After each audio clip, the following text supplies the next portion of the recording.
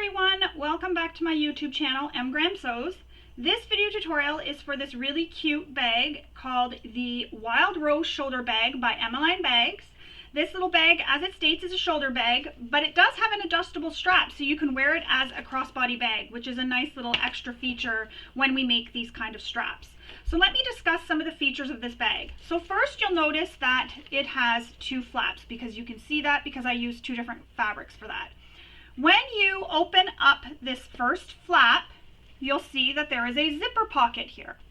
When we open up that zipper pocket, it goes down into the bag. This is great for extra security for a wallet maybe in there, or anything that you want to have extra security for, maybe some medications or something. You can slip that into there. While this flap is open, it also opens up to the interior of the bag, so your lining of the bag right here. So this is where you'll put all your belongings inside, all your essentials inside. So that opens up, and it's actually quite deep and will fit a lot in that little bag. When you flip the second flap up, it exposes another pocket, so another little slip pocket. So you could maybe put your phone in here or anything else, maybe some sunglasses or something in that pocket. When we close that and we turn it to the back, we have another pocket yet again that is held closed with a magnetic snap. This could even be where you put your phone, because it would be right against you, so you'd feel it if it's on vibrate, and it's nice and secure there as well. So you have a lot of pockets. This bag is really designed to be a bag that'll help keep you organized, I think. It's just awesome. It's really small, but yet really mighty. It'll hold a lot of items, because as you can see, it's quite big. Sorry, I pressed that and I gotta repress it because it goes in. So that's how the bottom of the bag is shaped. So it gives you a nice wide base of the bag. And again, your crossbody strap or shoulder strap, which is put on with these O-rings. And I liked that because I haven't used O-rings in this way before. So I really like this. I think this is a really neat little feature. I like this bag because you're able to fussy cut fabrics to really make a focal point on your flap. You could do some embroidery, some heat transfer vinyl, really anything you want. It's really nice. When you're cutting though, make sure you're cutting things in the correct orientation so nothing ends up upside down. So as I did here, when I opened the flap, you see my elephant. You see my elephant again, and then you see another one. And this was just because I was running out of fabric, so I had to cut it so he was near the bottom. And then here again, I fussy cut. So I made sure I fussy cut everything in the right direction so that everything lined up. And just like my elephants here, I fussy cut these so when you look, you'll see them the right way. So that's the Wild Rose Shoulder Bag, and I'm going to walk you through all the steps of making this bag from start to finish, and even share some tips and tricks along the way. A couple things to note: this video tutorial is filmed as a sew along, meaning there are no parts that I speed up or slow down or anything. I go all the way through it. This is helpful for beginners because oftentimes they need a little bit more instruction, and so that's really helpful for them. But for those of you who do not need all the extra instruction, definitely fast forward or speed up the video. YouTube has that option to watch it in a faster speed. You can speed up the video, you can slow it down, you can pause, you can even zoom in to get a closer look at what I'm doing. Really make this video tutorial work for you. It's there as a guide to help walk you through making the bag, but definitely refer to the instructions as well, because the instructions are the way that the bag should be made. So there is that. I also don't show any pattern pieces, rulers, nothing on camera, and that is because that is for the protection of the designer, but also I film during testing. So you're going to want to have your pattern either open beside you, so printed, or on another device, or even on the same device that you're watching this, so that you can refer back to measurements or anything like that that you need to refer to when we get to those steps in the pattern. So now that we have discussed the features and a little bit about the tutorial, let's get started making our Wild Rose Shoulder Bag. So the very first thing you'll want to do is read through the entire pattern. This is very important because each designer sometimes gives different information regarding different interfacings to use. Maybe if you're using different materials, such as using a vinyl and a quilting cotton, etc. They do give lots of information regarding those different options. So you'll want to read through the pattern for that reason, and also to familiarize yourself with the pattern. It's good to read through and familiarize yourself so that you can actually work ahead, so to speak. So like I did, which was make markings where markings need to be made. So you can go ahead and do that And that way there, when you get to that step in the making of the bag, you don't have to stop to make that mark. So as I mentioned, I've already gone ahead and made all those marks that need to be made. So you'll see them here. I've marked some marks on my pattern pieces where they need to be made. And I've also cut and interfaced all my pattern pieces as given in the instructions. Now, as I was mentioning, this pattern does have some options for if you're using some vinyl or quilting cotton, or if you want to use different accent pieces, because there are the 2 flaps. So if you want to use different materials for the flaps, there are instructions given for using the different types of materials, and it's got different cutting charts for each. So you'll want to choose what you're doing and use the cutting chart that matches with the materials that you're choosing to use. You'll also notice I do have a roll of webbing here. I'm using webbing. Not to worry, I'm still going to walk you through how to create the strap with the little strap anchor here. So I am going to walk you through how to use it, but I'm deciding to use webbing because I'm going to be honest, I was being lazy and didn't want to cut out that whole piece, and I like the way the webbing looks with this material, so I decided to use webbing. So you'll also want to gather all your hardware, which the packaging for the hardware, there is a kit that is available on the Emmaline website. I will link that below in the description, and it comes with all the hardware that you need, which is really handy because you're not having to worry about running around looking for hardware if you have everything. It's nice, it comes with everything here that you need to complete this bag. I've also cut some interfacing. I've cut my zipper to length and installed my zipper pull. Really awesome. Only 1 zipper required for this bag, which is great. So we're not doing a lot of zippers. We're not doing a lot of pockets. It's really awesome. I really like that. So once you have all your pattern pieces cut, everything interfaced, your hardware gathered, and if you want, you can also use webbing like I am. I'm still going to show you how to do the strap. But once you have everything gathered, we can go ahead and get started on making our bag. So I'm just going to put that off to the side for now. And the first thing we need to do is install our magnetic snaps. So as I mentioned, I've already gone ahead because I read through and I know where all the magnetic snaps are going to be placed. So for this, you'll want to follow your manufacturer's instructions for installing magnetic snaps. But I'm going to show you on camera how to install one of them. So each pattern piece has a mark on the paper for which pattern pieces get the magnetic snap. And I've written an M for male. Oh, sorry, I'm trying to find the camera. An M for male here, and I've wrote an F for female. So I've done that on all the pattern pieces that require the magnetic snap. And the F means the female half, and the M means the male half. So what you will do is first get this cut open.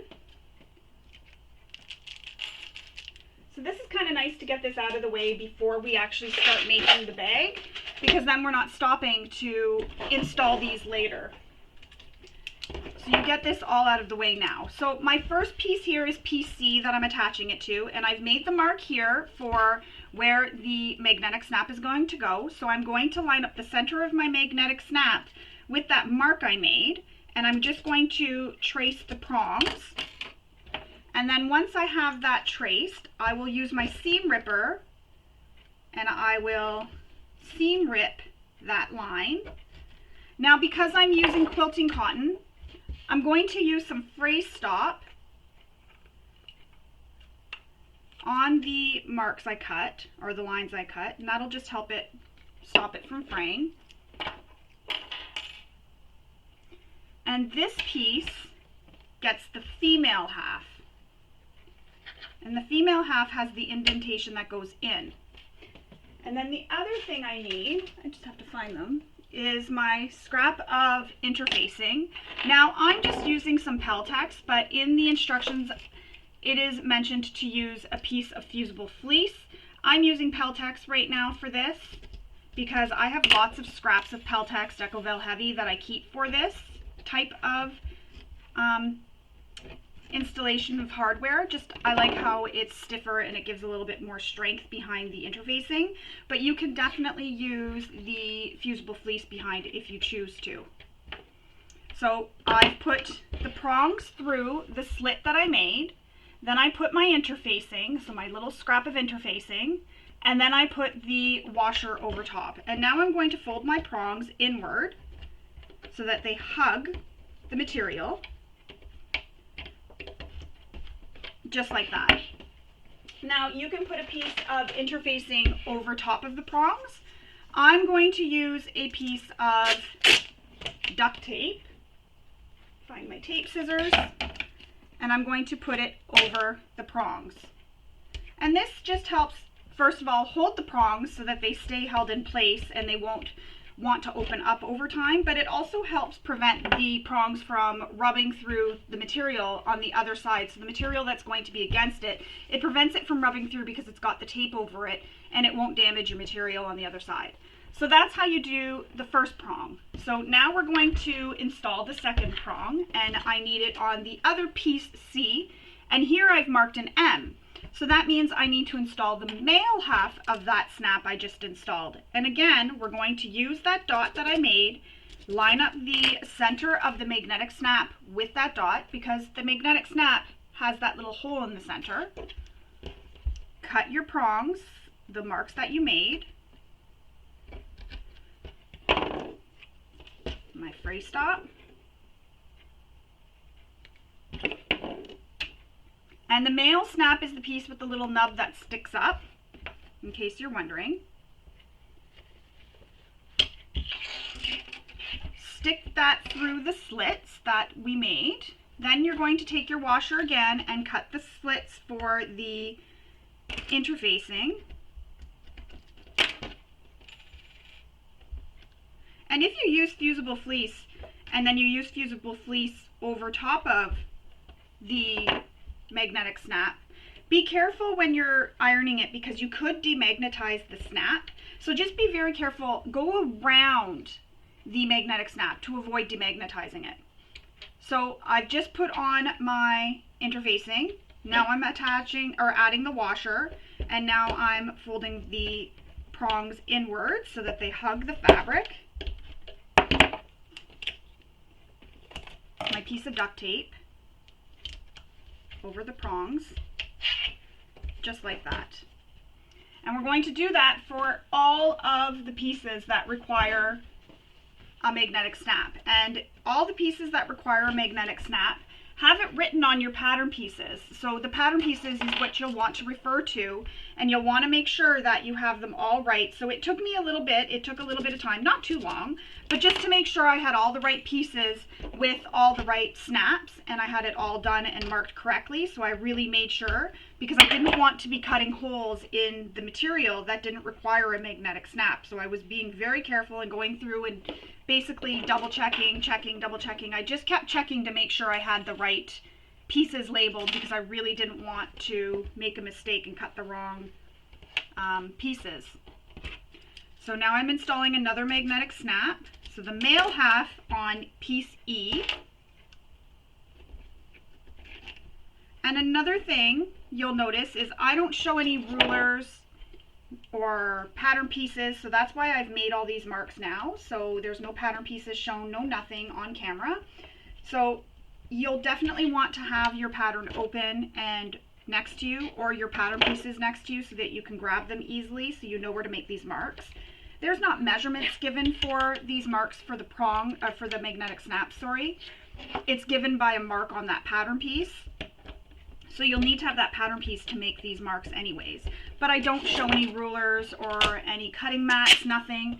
And that's for the protection of the designer, but also because I film during testing, and sometimes things change, and I want the tutorial to stay as accurate as possible so that it's not confusing if a measurement changes or a placement of, say, a magnetic snap changes. There's no confusion. My tutorial doesn't get messed up in any way. So I've just installed the male half on E. Now I have a G piece, and I need to install the female half on G. So if your magnetic snap is different, maybe you have the ones that you put together with a press, maybe you have ones that screw in together. Definitely follow your manufacturer's instructions for how to install them. I want to try the ones that are installed with the press. Those look really cool and so fast to install too.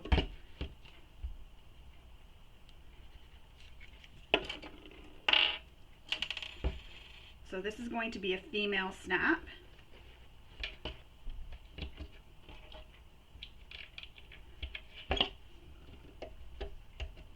Don't skip the step of marking the way Janelle says, marking what snap goes on each piece. So whether it's female or male, definitely don't skip that. You want to know what it is so that you don't accidentally put the wrong snap on the wrong piece.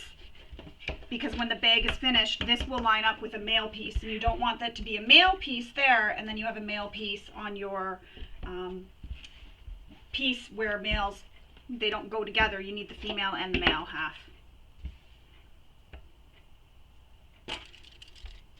Two more snaps.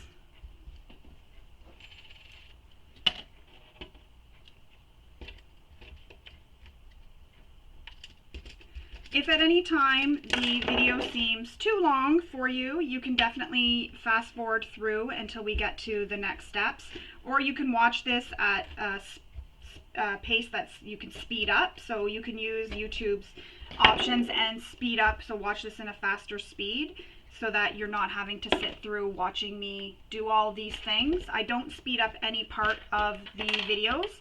I make this like a sew along. This is good for people who are new to sewing so they can see how to do everything. I know it may be a little bit long for people who have sewn for many years, so that's why it's nice that there's the option to just speed up the video and go at your own pace. You can also zoom in the video with YouTube, so you can zoom in so you can get a closer view of what I'm doing. You can slow the video down.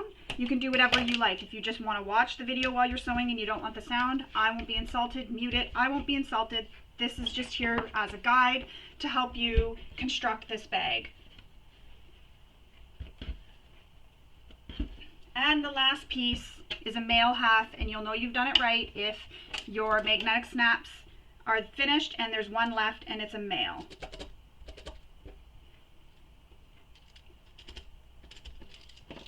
And it's just nice to have this all done and not have to worry about it later, not have to stop and do these.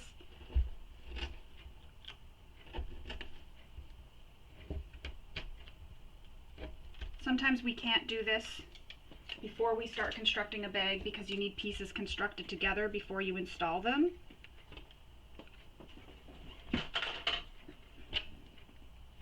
And I use my pliers here to push the prongs around the washer. It's just easier on my hands, and I just got these at the dollar store, so they're nothing fancy. It came with a pair of wire cutters too, so sometimes I use the wire cutters if I have wires that I need to cut in anything. It's just nice little tools. And the last piece of tape. So now all our magnetic snaps are installed. I've put some tape over the prongs to prevent them from rubbing through, and now we have all our magnetic snaps installed. Now we're ready to move on to making the straps. And as I mentioned, I'm not making a strap because I'm using the webbing. However, I'm still going to show you how to fold it and how to construct it. So if you're making a strap and you're attaching two pieces that are longer, what you need to do is take the two longer pieces, and I'm missing my second piece that I cut. So I'm just going to pause the video. I don't know where it went. I had two long pieces that I cut so I could show you this. So I'm just going to pause the video, go grab it, and come back. Alright, so I've got the second long piece. I accidentally put it away.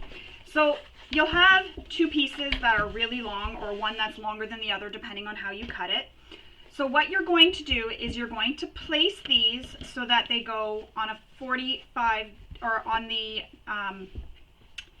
45 degree angle here. So they're going to make them look like an L when you put them together. So you're going to place them on the ends. So one short end of the strap will line up with one of the long edges of the other side of the strap. And you're going to make it look like an L. So they're going to be right sides together and it's going to look like an L shape. You'll clip this in place. Now everybody does their straps a little bit differently, and if you have a different method that you use, definitely use that method to make your strap. There's no right or wrong way as long as you get your strap made. I do have a tutorial below for piecing fabric together to make a longer piece for a strap. And I also have another tutorial that shows you how to make a strap for when a pattern calls for using webbing. Now, I'm using webbing, so I will still attach that. It just gives a little bit more detail on straps and such. So I'll attach that below in the description, and if you need to, you can watch that tutorial and see how it's done. And it's just a little bit of extra help for you for making your strap.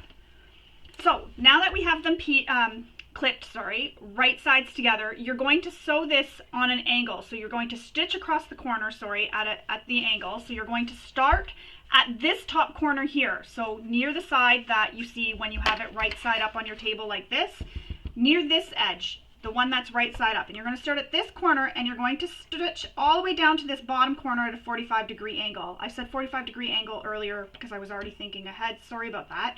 But you're going to stitch it at a 45-degree angle here from one corner to the other and back stitch.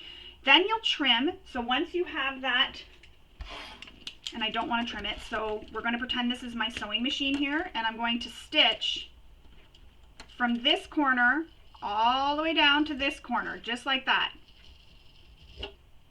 And I know it's not a nicest line, but I just want to show you. So just like that. Can you see that line? See how I've drawn that line? That's where you'll stitch. Once you stitch that, you'll then trim this top piece of this corner off. This isn't needed here. You'll cut that off.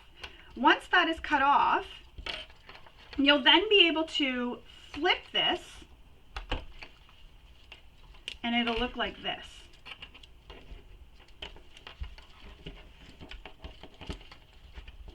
So you'll flip it and you'll press it and it'll look like that. So you'll have it on an angle, so the seam line will go on an angle just like that. And see, my lines don't line up, but that's kind of cool actually, the way it looks, the way it starts going light to dark like that. Anyways, so once you have that then done, that's how that'll look. And if you have more pieces, so the nice thing about this is, say you had a bunch of small pieces or you want to make it a scrappy strap, you can join a bunch of small pieces like that together and have a really cool looking strap. So once you have that done and sewn together, excuse me, we then need to construct the actual strap. And to do that, you're going to press one of the ends. First you need to fuse your interfacing along your straps. Once you have it interfaced, and I already have mine interfaced because this is going to be for the strap anchor. So once you have your interfacing attached, you will then press both the short edges, so these short edges here, in like that. And there's a measurement given in the pattern for how far in you're going to press them. So I'm just going to add some clips here, just so you get the idea. So you would take this to your iron and you would press it. You can even just finger press it if you want. You'll do that on both ends. So pressed on both ends. Just like that. So both ends will be pressed in towards the wrong side. So it'll go wrong sides touching, just like that. So that now, when they're pressed in, we don't have a raw edge on these edges here, because those are going to be exposed later when we put this on the bag. So you want to cover up all your raw edges. Now, if you don't want to fold it like this because you want to use strap end hardware, you're definitely welcome to do that. You can use strap end hardware as well. And that's sold as well on the Emmaline website, where you can attach it to the end of the straps, and that covers up the raw edges of your fabric. But for this tutorial, Janelle has us folding the ends like this, so it covers up all our raw edges. Once the raw edges are folded, you now need to take your strap and fold it in half and press. If you're using a material that you cannot press with your iron, what you will do is in the next step instead. You won't press it in the center. First, what you'll do is draw a line down the center of the strap. And then you'll continue on exactly how we're continuing here. So quilting cotton, press it in the center so that it's folded in half on the length, on the long edges. Now you'll open it up and you'll press this long edge in to meet that center crease and press it. If you're using a material that cannot be pressed with an iron, you will use double-sided tape on both sides of the line, press the one edge into the center, and it'll stick to the tape. You'll then flip this over and press this other side into the center. But wait, don't press it so it touches in the center. Leave a smidge of a space between. And the reason for this is it helps with the bulk when we fold it in half again. You don't end up with a bulk or a lump here in the center. So leave, about a 1/16 of an inch gap between. So you can see here, I didn't fold it right into the center. You can see a smidget of a gap. And that just helps prevent that bulk here in this center fold, so you don't get like a bulk or you don't get a bulge or anything in the center, and it just makes it fold up really nice.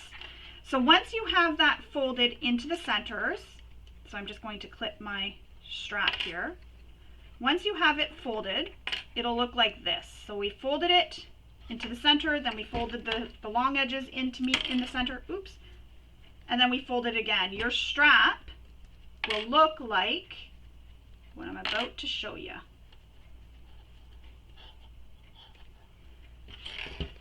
Your strap will look like this, so no raw edges, because the raw edges are all folded into the center or folded down into the middle of the strap. And it'll look like this. So once you have that completed, and it'll be longer obviously too, once you have that completed, you will then stitch around all 4 sides using the seam allowance given in the pattern. So you'll go all the way around. Sometimes what happens is we get twisting in the strap when we stitch a strap. And to prevent that, what you do is start at the bottom short edge, go across, make sure you back stitch, come up the one side, and then come up the short edge and back stitch. Break your stitches, come back down, so flip it over, start back on this short edge again, back stitch, come up the other long edge, go on this short edge here, back stitch, and that'll help prevent the shifting, or the twisting, sorry. Sometimes, even doing that, I find I still get a little bit of twisting. All I do is take it to my iron, and I just give this a really good press on both sides. So I do one side, press it, and then I flip it over and press the other side. And that just helps smooth it out and give me a nice flat, smooth strap again, and I have no issues. If you're using, quilting vinyl, faux leather, cork, something like that that you can't press, I definitely recommend doing the stitching the way I mentioned. That way there it'll help prevent that twisting. And if you do get the twisting, just put something heavy on top of your strap to really help press it down while we're finishing the bag, and that'll help press it down and keep it nice and flat. You can heat up your ironing board with your iron and then rub your strap over it. So what I do is take my iron, heat up the ironing board, rub my strap over it, over all the spots, lay my strap flat on my ironing board, something heavy on top of it, press it down, and I leave it until I'm done my bag. And that ends up helping flatten out the strap if there's any twisting, because sometimes these things like to be little buggers and they like to twist on us even though we've done everything we can to prevent the twisting.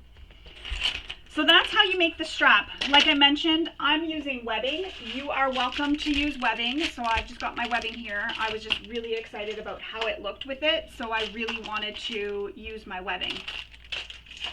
So now we're going to make the strap anchors, and the strap anchors, these pieces here, will be folded the exact same way we folded our straps, except for we're not folding these short edges in. So again, fold into the center, press it, open up, fold your long edges in to meet in the center. Again, not right into the center, about a 1/16 of an inch away.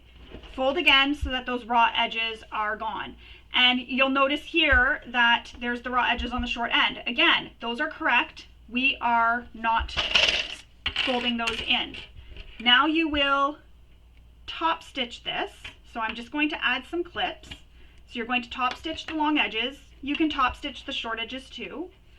And just to note, we're actually going to be cutting this in half in the next step. We're going to be cutting this in half. So I've already marked my center mark, and what I'm going to do is backstitch when I get to that half mark so that the stitching doesn't come undone in the next steps when we're putting this into the bag. So we're going to top stitch this.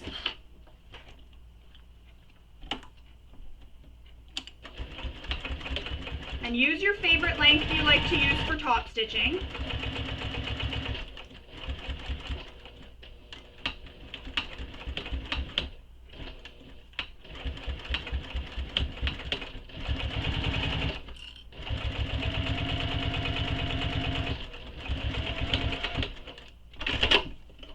Trim all your threads.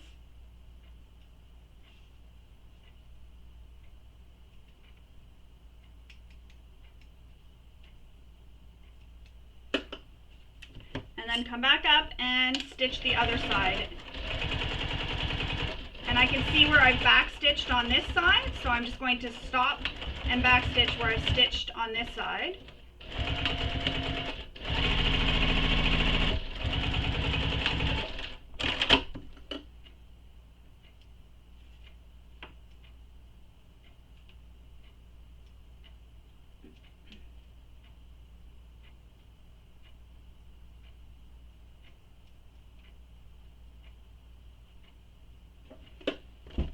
Return your stitch length back to the length you use for stitching a bag.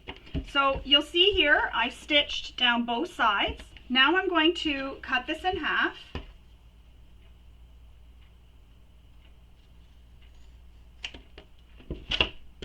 Just like that. So now I have two pieces of my strap anchors, and that is what you want.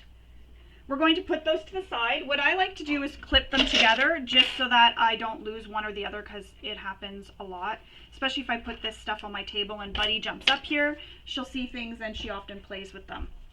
The next step, we need piece D and piece I. So that is the zipper pocket interfacing, and piece D, which is the inside flap with zipper pocket. So for this piece, and sorry, I have to just read because I've never made this bag before, so I have to read even though I read before. Sometimes I sort of forget what I read. But on your zipper pocket facing, you'll place this wrong side up. So the wrong side is facing you and the pretty side is against your table.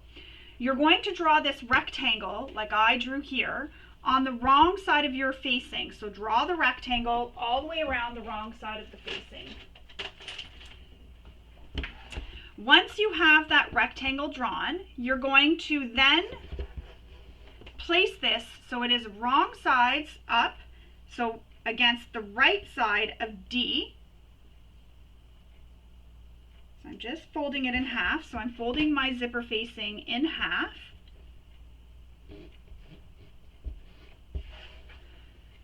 And then I'm going to fold my piece D in half. The other thing too is that there is a line drawn in the center of this box and V's on each end as well. So make sure you draw all of that. So I'm folding D in half, and that's just helping me find the center mark so that I can get this centered. And then there's a measurement from the bottom straight edge of piece D that you need to make or make note of from the bottom up, because that's where your facing is going to line up. So with that line, and I've already drawn it onto my panel, and it's a pen that can be erased with the iron. So once I'm done with this, I will take it to my iron and I will iron it out. So place the facing so it is right sides together with piece D. So pretty sides are touching, and I've got it lined up with that mark I made from the bottom up. Use some pins to hold it in place.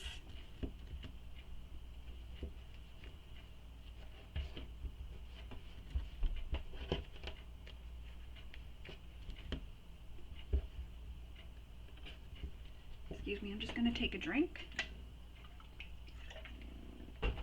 All right, so now we need to stitch this box all the way around. And I like to use a slightly shorter stitch length than I use for stitching my bags normally. And that just helps, I find, give nicer, cleaner stitches, especially when I get to the corners. I also have a trick for when we get to the corners for what to do. So starting in the first corner, I always put it so that my needle is down right in that corner.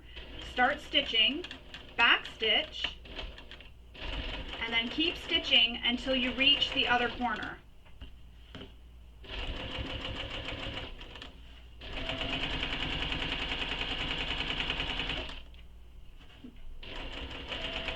Now I'm approaching this other corner here,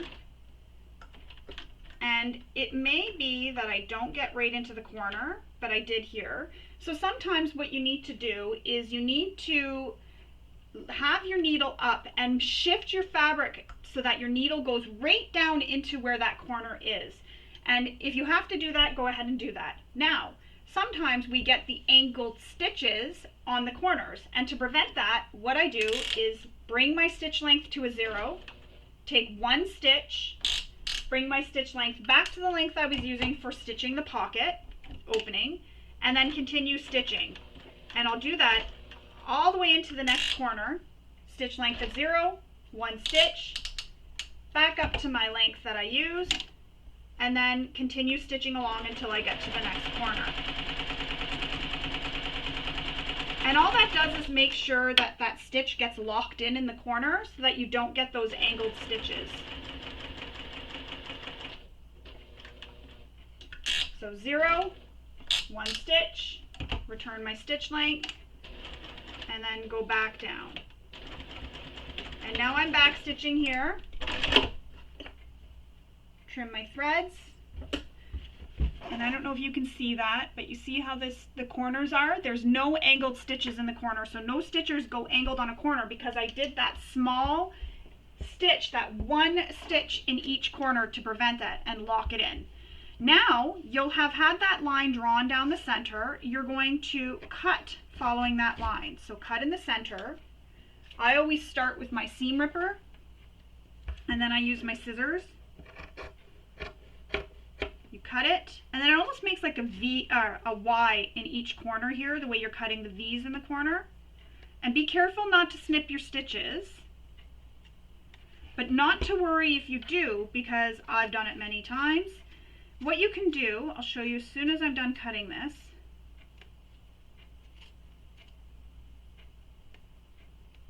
Get right into those corners without cutting the stitches. But if you do cut the corners and you cut your stitches, don't worry. What you can do is start back away from where you've cut in. So say you've cut this corner here down at the bottom. Start back here, back stitch, stitch on top of the previous stitches, go up that little corner there and back around and back stitch. And what that does is that locks in the previous stitches but re-stitches your corner again so that you don't have to worry about any stitches coming undone.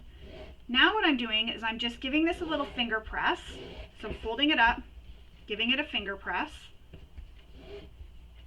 because we're going to take this and we're going to push it through to the wrong side, and then we're going to take it to our iron and give it a really good press.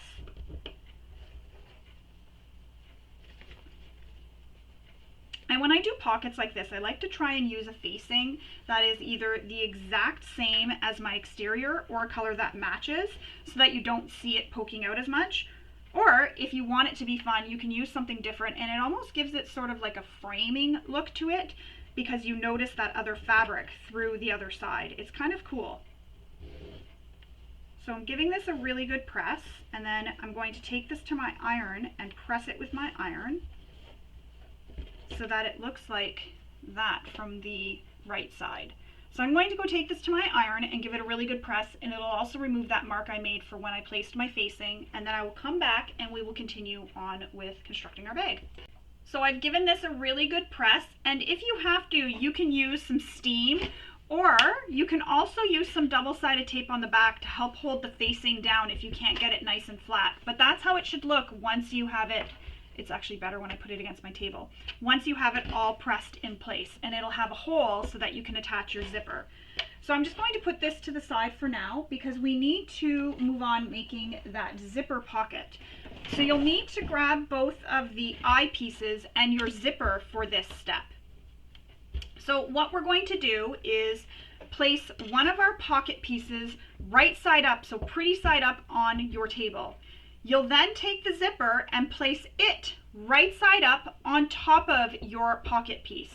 You'll want to center the zipper with the center of your pocket piece. So I already have the center marks all made. And if your zipper doesn't have a pull on, before you do this, you'll want to attach the pull onto your zipper. And I do have a tutorial on my YouTube channel for adding pulls onto zippers, and I will link that below in the description so that you can watch that, and then you'll know how to add a zipper if you've never done it before. Once you have this so that it is right side up on the zipper, we're going to stitch this in place.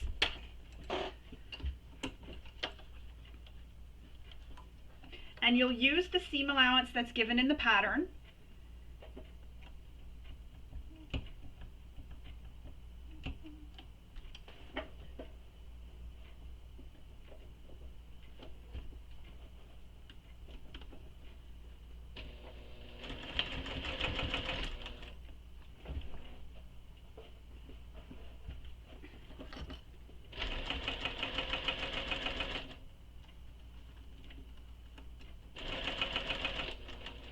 I'm approaching where my zipper pull is, so I'm just going to zip it out of the way so that I don't hit it. But it also helps because that flattens out the top of the zipper, because where the pull is, it kind of gives it a, like it kind of bumps it, makes a little bump in your zipper tape. And my setup under my table here isn't right. Sorry, I need to fix this. There's too many wires under my table and it's getting all tangled. So once you have that stitched, I'm just going to press this. So you press it flat away from the pocket piece, just like that. So now when you press it, you're going to notice that the zipper, the right side of the zipper, is the same way as the wrong side of your fabric. And that is correct. Don't think it's wrong. That is correct. Next, we need to take the remaining zipper pocket piece and place it so it's pretty sides up. And again, lining up those center marks on the zipper with the center mark on the pattern piece. Clip it in place. You do want to make sure that the sides of your zipper pockets here line up. So if you've maybe not made an accurate centering mark, just make sure the sides of your zipper pocket line up. That's more important.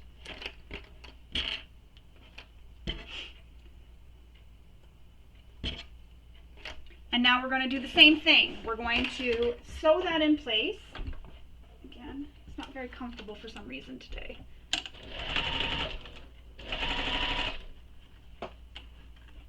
Moving your zipper pull out of the way as you approach it.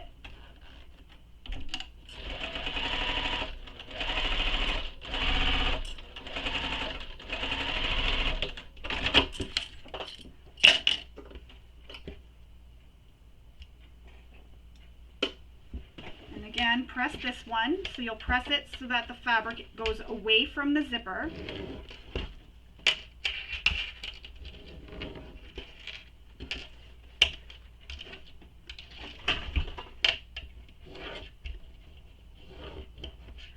So now when we look at it and your zipper is open, you have the zipper so it's on the same side as the wrong side of your fabric, and you have the wrong side of the zipper on the right side of the fabric. And that is correct, because if you look at this when it's a zipper pocket, when you open up your zipper, you're looking into the right side of the fabric. Now, with this fabric, wrong side up and the zipper right side up, we need to take that D piece and we need to place it on top of our zipper, centering our zipper in the hole and also centering the zipper with the zipper pocket facing. And I'm going to use a little bit of double-sided tape to help hold this in place. So some double-sided tape onto my zipper.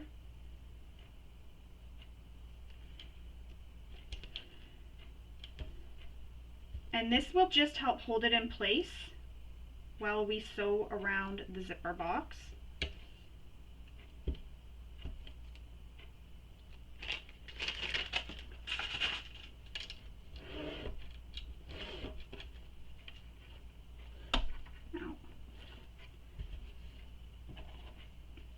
So centering the zipper within the zipper opening.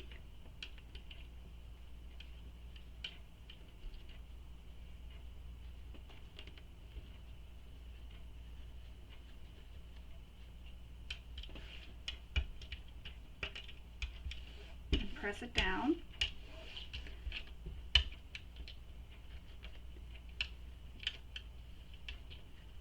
And one other step I like to do, just to ensure that the zipper pocket doesn't end up underneath my stitching, is I pin it down, and then this edge I will clip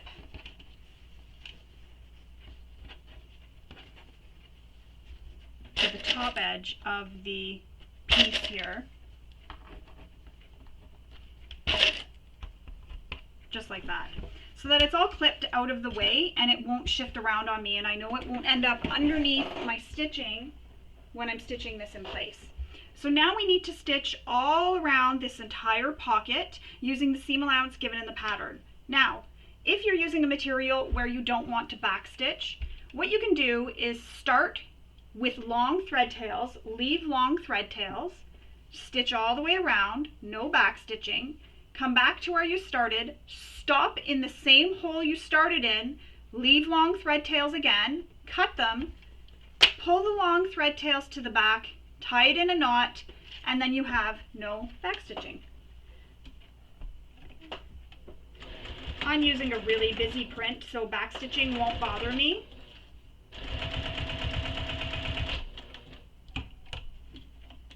Don't forget to move your zipper pull out of the way as you approach it.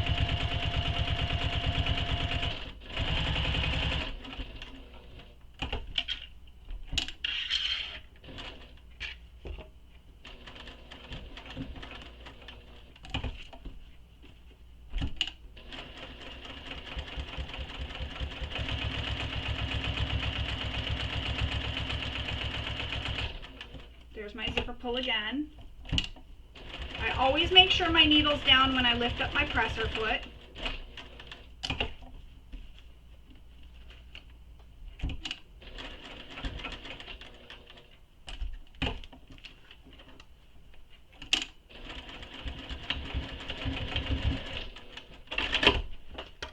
So now I'm going to cut all my threads.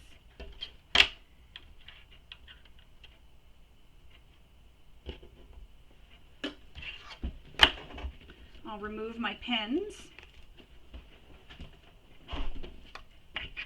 and my clips, and that's how it looks. So I've stitched all the way around that box. I don't know if you could see my stitching, but I went all the way around the box. And because my zipper is a fun multicolored zipper, you don't even see my stitching because I use rainbow thread as well. Next, we're going to flip this over, and you're going to bring the top of the pocket down to meet the bottom of the pocket. So the top of the pocket will come down to meet the bottom of the pocket. So the top of the pocket, when you flip this over, so right now we had it like this. So you'll want to flip this so the piece D is at the top and the pockets come down this way. So you see how that is? We'll clip the sides together, because we need to trim this long edge down here, or the short edge down here, so that it is the same length as the top of the pocket piece. So we need to stitch this, or cut this, sorry, so it is the same length.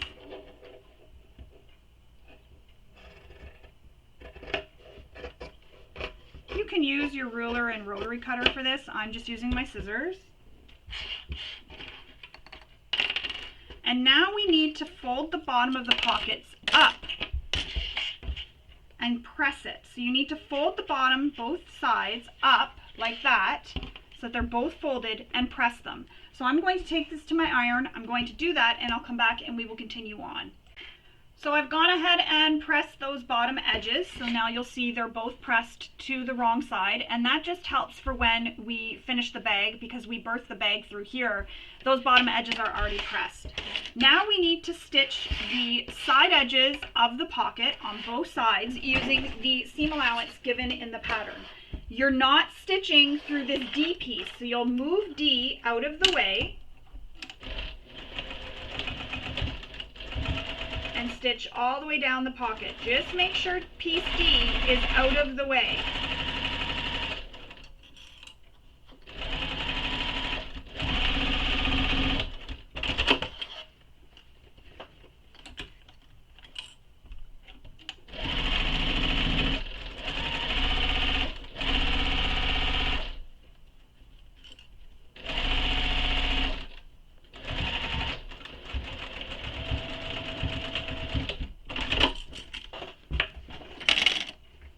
There you have it. It'll look like this when you're done. Kind of looks like a mushroom almost. So it'll look like that when you're done. So when you open up the zipper, oops, I just closed it. I closed it. That was open the other way. I was right. When you open up the zipper and you look inside the pocket, you see the right side of the pocket. I'm trying to do it so my light shows. You see the right side of the pocket. We're going to place this to the side for now. We're going to move on with assembling our lining. So what we need here is one H piece and B. So you need H and B right now. So B will be the one that will have a magnetic snap, the female half of the magnetic snap on it. And you're going to take H and you're going to place it so the pretty side is facing up, and you're going to place the B piece so it is pretty sides together with H. So you're going to have them pretty sides touch. You're going to place them so that these straight edges align, clip it in place,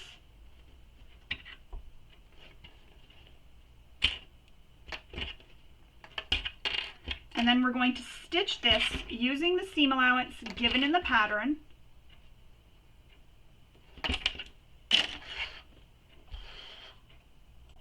So I'm going to stitch this all the way across. And again, using the seam allowance that's given in the pattern. Make sure your stitch length is at the length you use for stitching your bag together.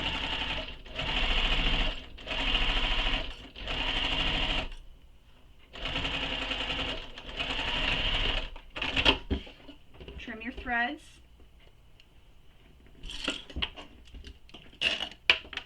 Oops. Then we're going to press the seams flat.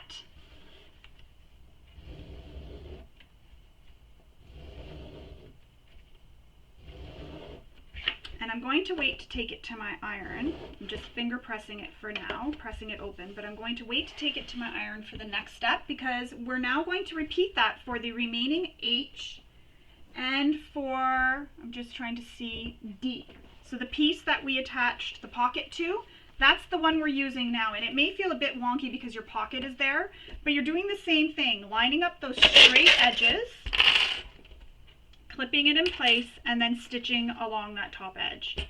And then, oops, once we do that, I'll take it to my iron and I will give it a press with my iron to press those seams open. There was no point in me getting up to do that one, then turning around and getting back up to do this one. I try to not get up and down as much as I can. Again, for some reason, this doesn't feel comfortable today.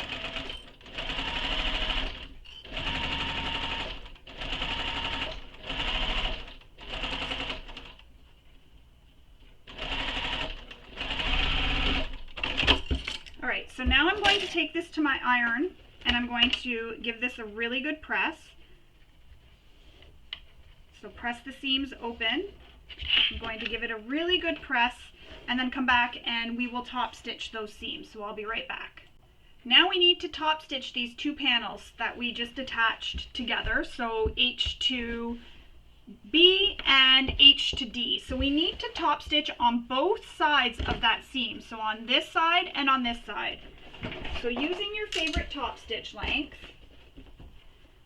stitch on both sides of the seams.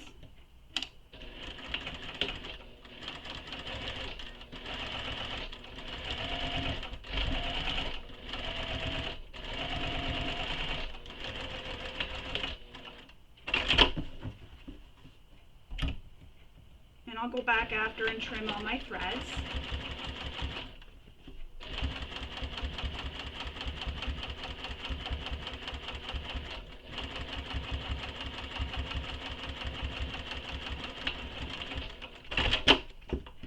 So that one's done. And now we're going to stitch this one. Not only does top stitching give a nice clean look, but it also helps hold the seams in place, so it's very important to do the top stitching and not skip this step.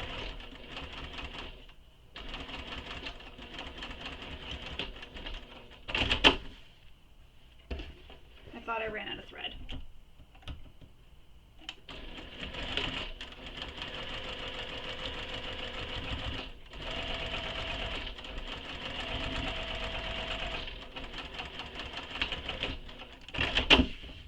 So now I'm going to trim all those threads.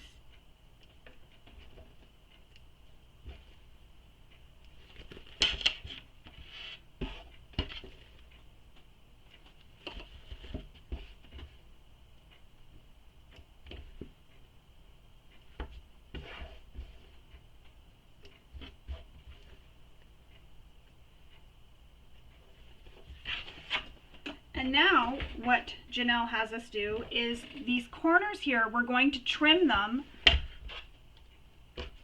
on the corners. Careful not to cut your stitches. And that helps reduce the bulk there. So you'll see I've cut them sort of, I don't know if you can see, but how I've cut them on a V, so on an angle, and that just helps reduce that bulk in that corner just a little bit. And you'll do that on all of the pieces.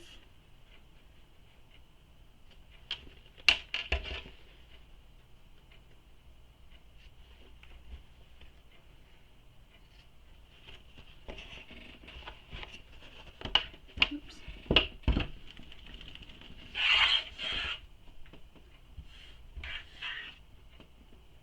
And now we have our pieces that look like that on the front and then like that on the back. Hang on, I'll show you on this one, it's easier. See how it looks on the back there? And like that on the front. You'll have two pieces that look like that. Now we're going to move on to attaching our gusset pieces. So we only need one piece of this for now, and we need our gusset lining pieces. Oh, sorry, we're not attaching them yet. We're going to sew the gusset lining, the gusset pieces together. So the lining is what you need. So you're going to take the two lining pieces and you're going to place them so that they are pretty sides touching. And I have a center mark made. You can line up the center marks, but they should line up if you line up your side edges. Clip it all the way across, and then we're going to sew this with the seam allowance given in the pattern. So return this back to the stitch length you used for stitching a bag together.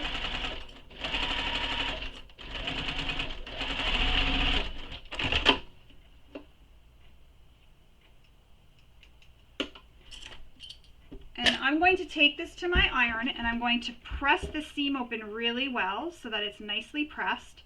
And then I'll come back and we will continue on with constructing our bag. All right, so now that we have this pressed open, we're going to do the same thing as we did with the other panels, and we're going to top stitch on both sides of the lines here, or the seams, sorry. So again, stitch length to your favorite top stitching length.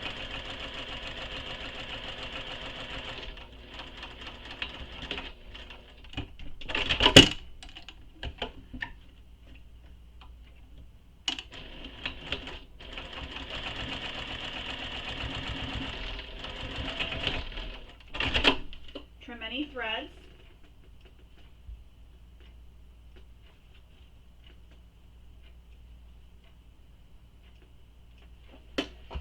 And there you have it. We have it top stitched on both sides of the lines, or the seam. Now we need to attach this to our pieces here where we attached B to H and D to H. So take one of your panels, so I'm starting with the one with B, and you're going to lay the panel so it is right sides up, so pretty sides up, and then you're going to place the gusset so it is pretty sides or right sides together with H. Line up the center mark at the bottom, and the center mark at the bottom will line up with the seam of F. Clip it in place.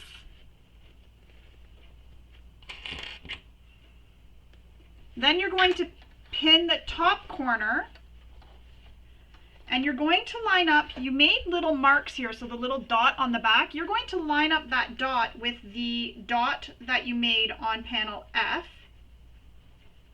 And to do that, what you can do is use a pin, it'll help. So put your pin through your dot on panel F and put the pin through to the back, and mine pretty much went straight through, but I want it to be centered, being a perfectionist there. So you just line it up. So if you put the pin through both sides through that dot that you made, that'll help you line it up.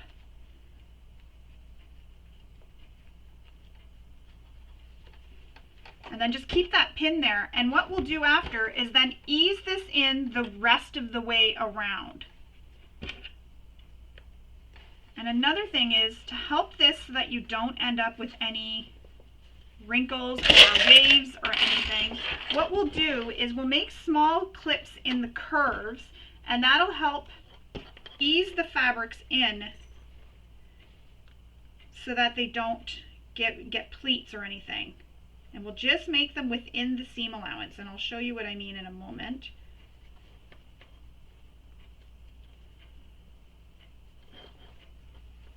So I'm leaving that clip there. And it is going to be a tight fit, but you want that so that you have a nice curve.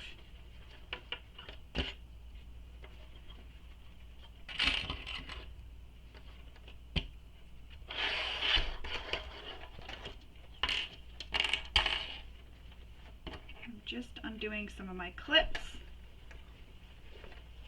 Ow, poked myself. Just be careful not to do that, not to poke yourself.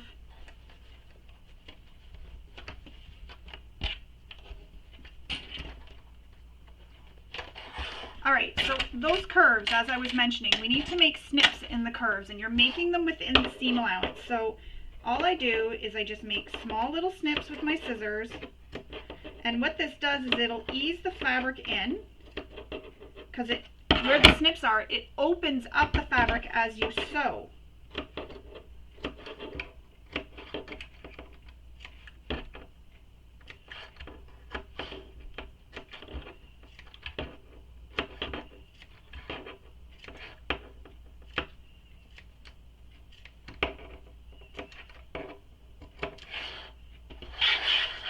Definitely don't skip this step. I find it really helps with your fabric. And I'm just going to add a few more clips to prevent any shifting. There we go. So now what we're going to do is we're going to sew this to the panel H. And there is a note: when sewing the lining, use a slightly deeper seam allowance around the gusset. This will help the lining sit nicely inside. So the reason for that is sometimes, you know, when you make a bag, your lining seems a little bit bigger or saggier than it should when you put it inside the bag. It just seems a little too big. So if you use a slightly bigger seam allowance, that takes in some of that extra fabric and makes it so it'll be tighter when you put it inside the bag. So starting at the top point here is where we're going to sew. You're going to start at this point, and you're going to start with your seam allowance that is given in the pattern, but then you'll gradually increase to a slightly larger seam allowance.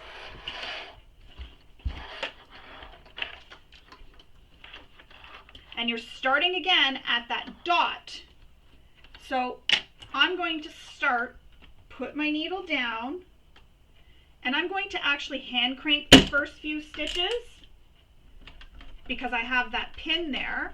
And I don't want to stitch with the pin, but I want to leave the pin in place so that I keep that from moving. So, whoops, I missed. So again, starting with my regular seam allowance, now I'm going to gradually increase to a slightly larger seam allowance.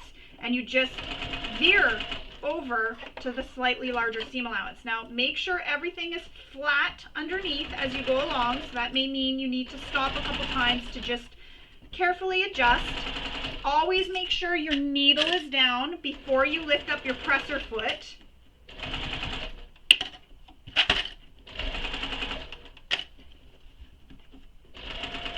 And you can just feel where there's going to be little bumps or where you think there might be pleats. You can kind of feel it with your hand, but you can actually smooth it out quite nicely. And it's nice because you'll notice as you're going where you made those snips, it opens up, which helps that fabric ease into itself. So now I'm going to come back up this side edge, and because I went with a bigger seam allowance for the lining, I want to go back to the seam allowance that's given in the pattern. So I'm back at that dot. Now I'm going to back stitch, trim my threads,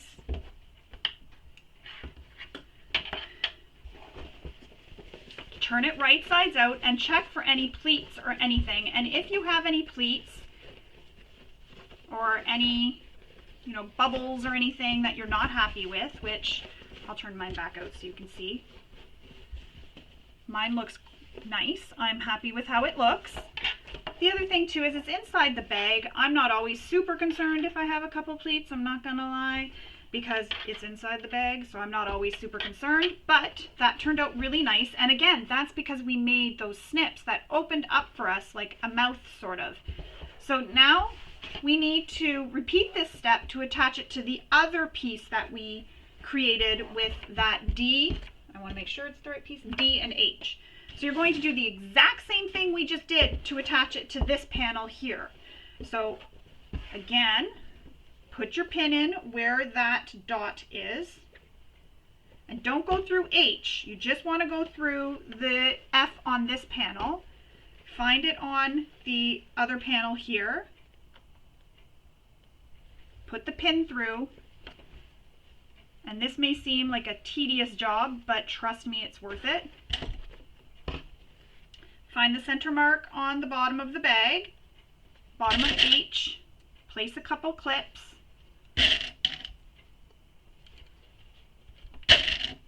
So I always clip in the center and then I clip one to the left and one to the right.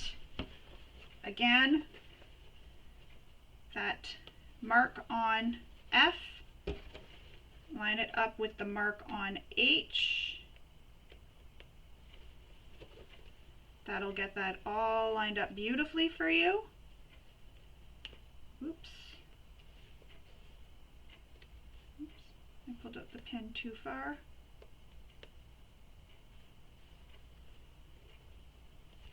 All right, and now we can clip this the rest of the way.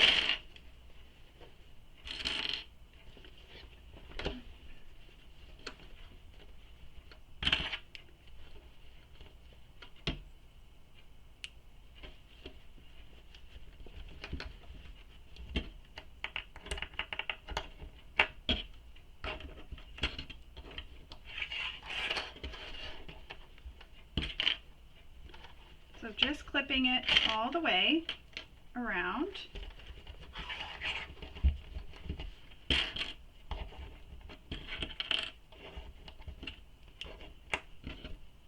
And again, we'll make those snips into the curves just within our seam allowance.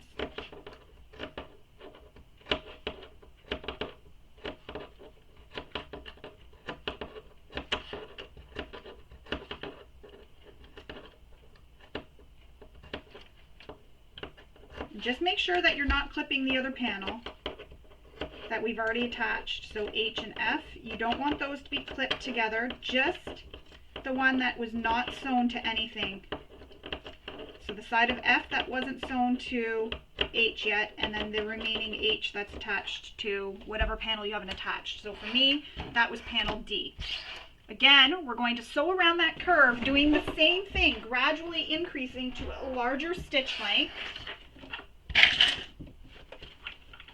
Keep that other panel, so you'll notice how I pinned so that other panel is pushed out of the way. So keep that out of the way. You don't want to sew on that. And you're literally starting in that same hole that you started in previously when we started stitching the bag. And again, increase your stitch length, or your seam allowance, sorry. Flattening as we go along.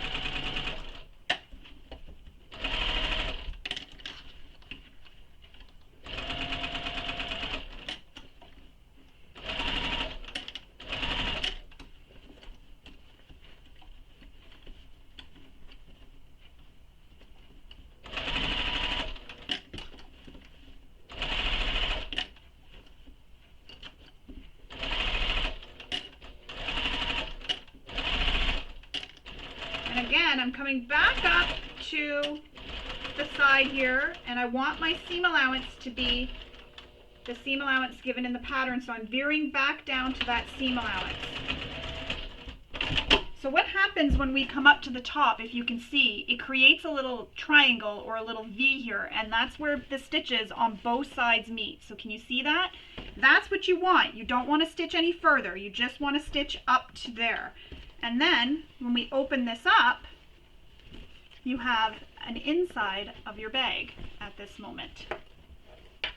Now, we need to do one more thing on this. We need to clip where there is marks here, and you'll have to move your pocket out of the way. And you got to clip this together, and you're going to sew from the mark here on the seam allowance down to this mark down here, so that that closes up this gap here in the side along this side edge. So clip it together.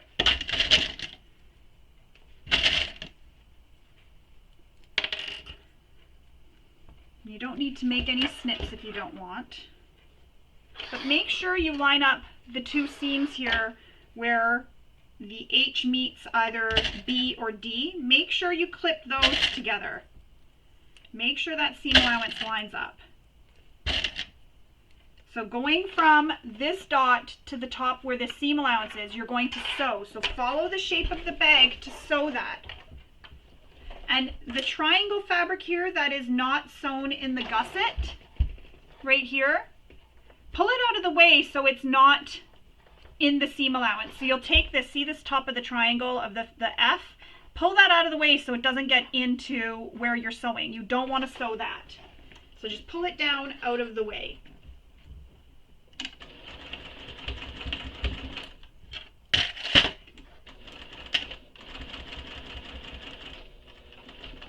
And if you're sewing up towards the D panel, make sure you move that pocket out of the way. You don't want to accidentally hit that pocket.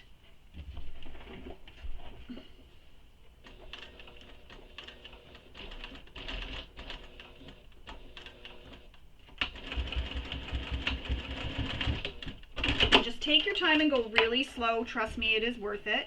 I'm not so worried about clipping stitches. My scissor spot thing just broke. Sticking anymore. There we go. I'm gonna have to glue it. There we go. All right, so you can see here, where did I sew? You can see here I started from this dot and I went all the way up to the dot here where the seams meet. So I sewed all the way along there, and that's how it'll look. And I moved this top of F out of the way. So see, it's loose here. I didn't sew that. That didn't go in the seam. So I moved it out of the way. You don't want to sew that. So just push it out of the way.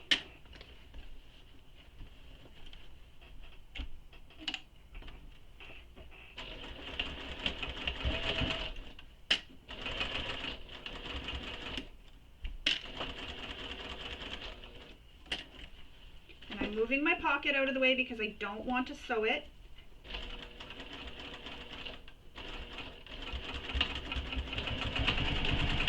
Backstitching really well because I want to make sure it stays in place. So again, there it is. I started from this point and I sewed all the way up to this edge where the seam allowance is.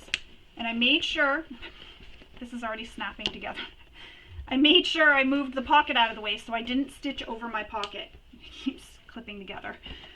So that's how that looks right now. And when you open it up, you have the inside of your bag.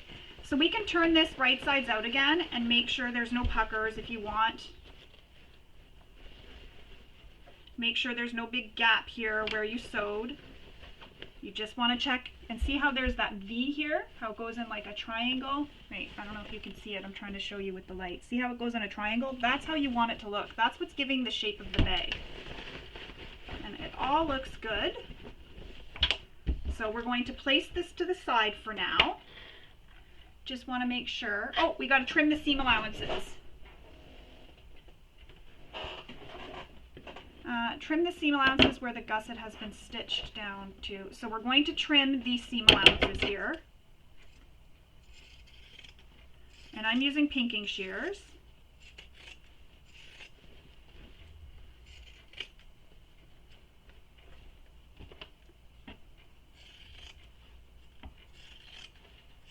You may be wondering, why do we trim the seam allowances? And that just helps with bulk. So the bag will turn out nicely and it won't have so much bulk in the seams. And it also helps for there's curves, it helps turn the curve out nicely. But this just helps remove any of that excess bulk.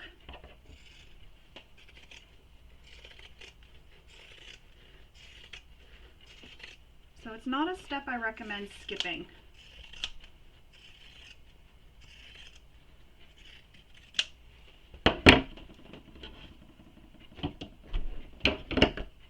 There we are. Trimmed my curves. Now we can move on to assembling our exterior. And for this, we need our strap anchors, and our piece A is what we're starting with. So right here. And on piece A, your pattern piece, there are some markings, and you need to take your paper template.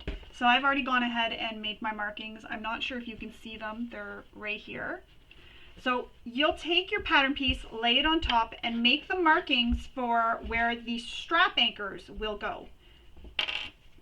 There it is. So what we're going to do is place your pattern piece A right sides up, and then you're going to place your strap anchors at those marks you made. So just right at those marks, like this. So you'll notice I have the curve going up, and my anchors go up with the curve. So line it up on the bottom, add some clips,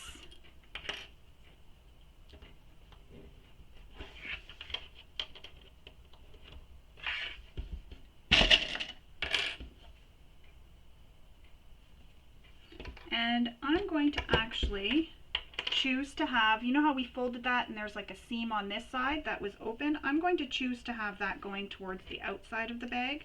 Just a personal preference.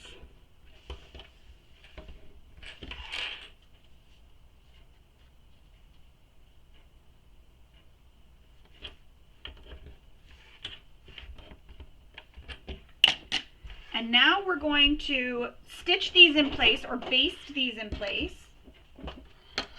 on the fabric A piece. So I just want to make sure this is A.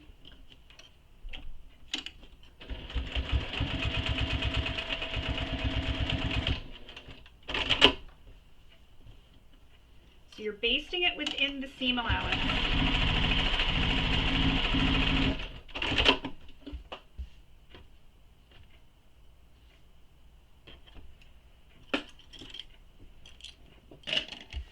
Now we need to take the exterior pocket lining G, so the one with the magnetic snap attached, and place it over A so that they are pretty sides together, lining up that top straight edge again, just like we did when we did H and D.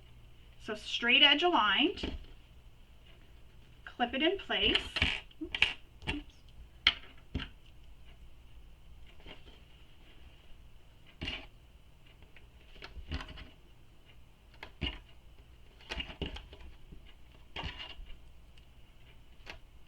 And we're going to sew this together. Excuse me, I got to sneeze. No, I don't. So we're going to sew this together using the seam allowance given in the pattern. Thought I had to sneeze. Oh, oh no!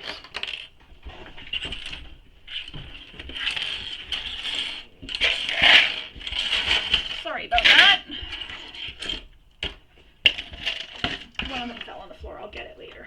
So we're going to sew this with the seam allowance given in the pattern. Make sure you're using a stitch length that you like to use for sewing a bag together. And I'm just going to back stitch over where the anchor is, just one time. So back stitch over it, then come back over.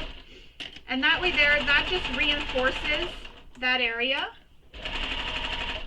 And I'm coming back over to the next one, and I'm going to do the exact same thing. Just back stitch over it one time, just to reinforce that area. So we have the basting stitches and then the stitches that we did over the strap anchors. So now it looks like that. So now we need to fold down piece G, so that's this piece with the magnetic snap, and we're going to press it, and you're going to press the seam allowances towards G. So all this bulk here is going down. So look on the side of my bag and see how the seam allowances go down towards G. That's what you want. And I think I'm okay with a finger press. So now I'm going to top stitch along this seam. So I'm top stitching on my G piece, and that's going to help hold those seams down as well. So top stitch all the way across.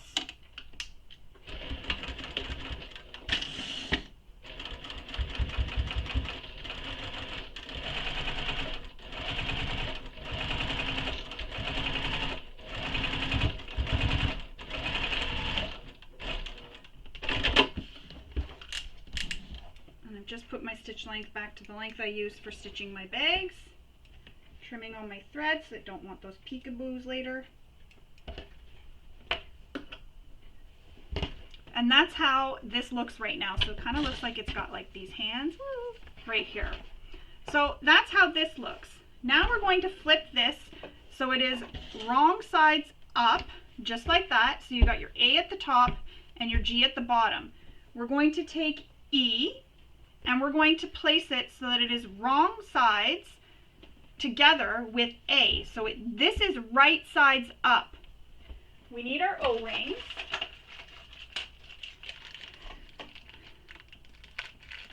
So I'm just going to get out my O-rings.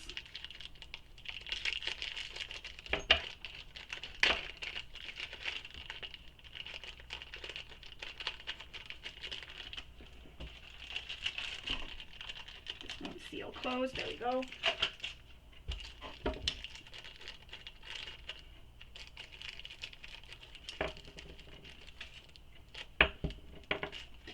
Now with your O-rings, we're going to thread it onto one of the strap anchors. So I'll do one at a time. So thread it onto the strap anchor, and then we're going to fold it onto the placement markings on E. And again, I had already made these placement markings. I used my pattern piece, so your pattern piece, you'll line it up and you'll make your placement markings. So thread it over and line it up with those placement markings.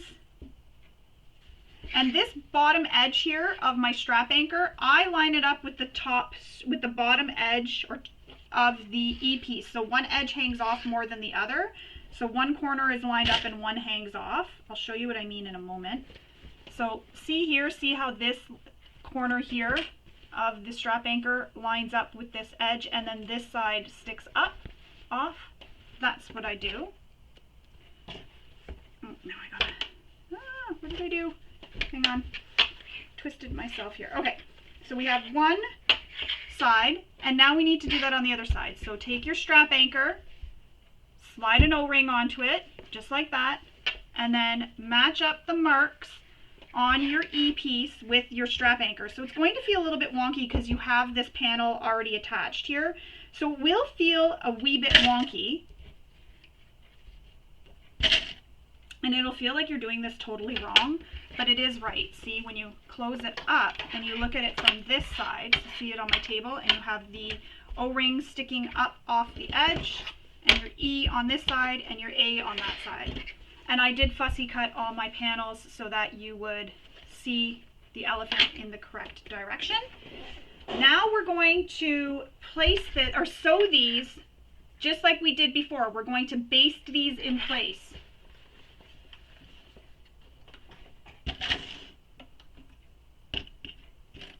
And you're not sewing through any of the panel underneath. You're just sewing through E and the strap anchor.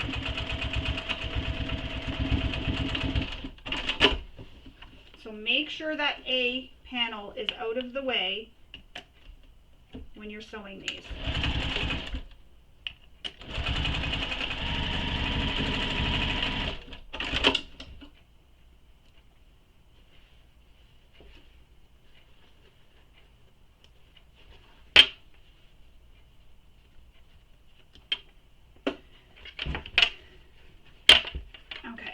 So it's all really twisted and it's really kind of wonky.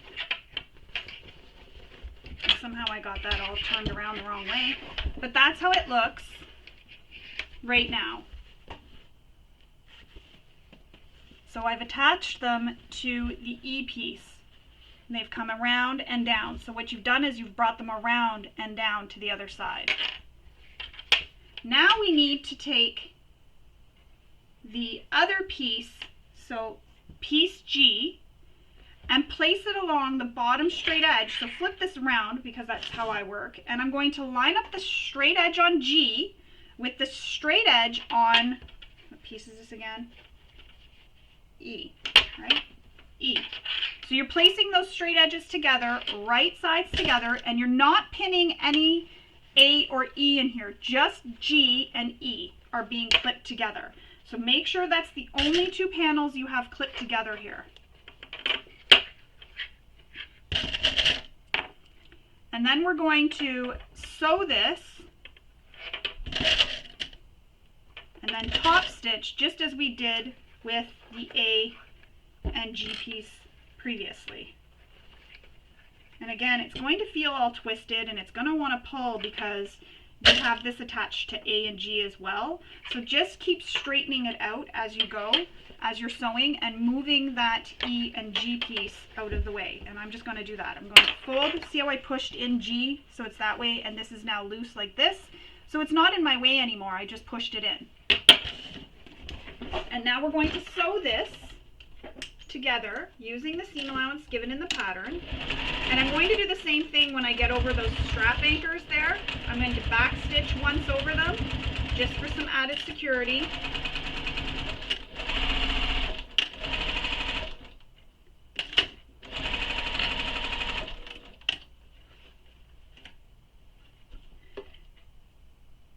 Just want to make sure my camera is still focused, sorry. And I'm coming back over that next strap anchor, back stitch over it. Trim your threads. Oops. And now we're going to do the same thing. Press that panel so it goes down towards G. And again, you can take this to your iron. I'm just going to finger press because that seems to be okay for me.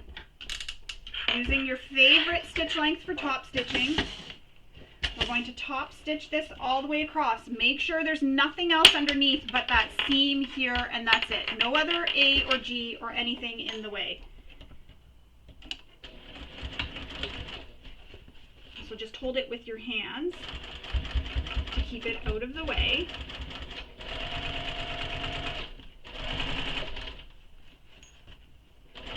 And again, everything's going to feel all twisted on you, but it will work out in the end, I promise.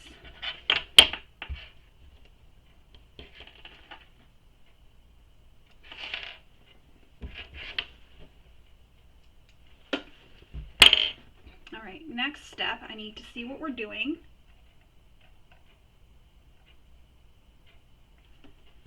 So now I'm going to flip these so that everything is back the way it should be.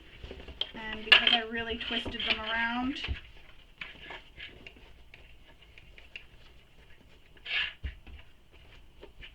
and that's how it'll look right now, just like that. Now, put that to the side. We're going to make our exterior pockets, and for this we need exterior pocket C with the snap and the top of C with no snap. So you're going to place these right sides together, so pretty sides touching.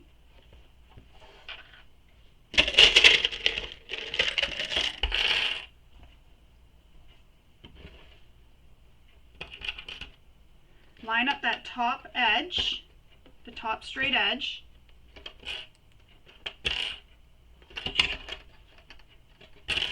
Clip it across, and then sew this with the seam allowance given in the pattern.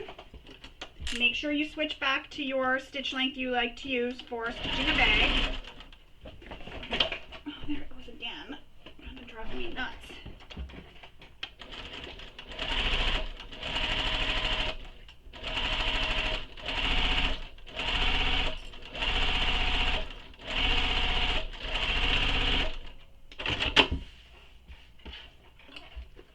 We're going to repeat that for the remaining exterior C and lining C. So right sides together, pretty sides touching, line up that top straight edge, clip it in place,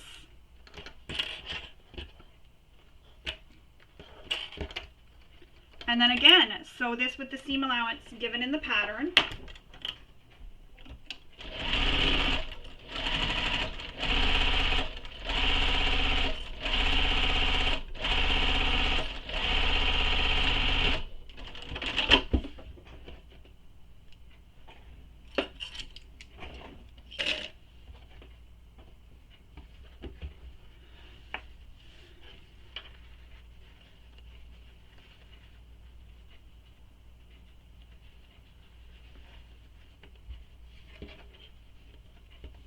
And then I'm just reading what we need to do. So now that we have these sewn together, you're sewing them across those top straight edges.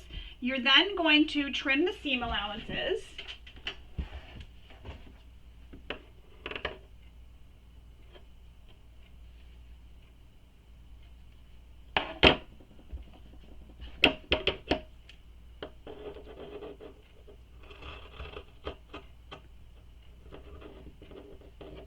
Oops.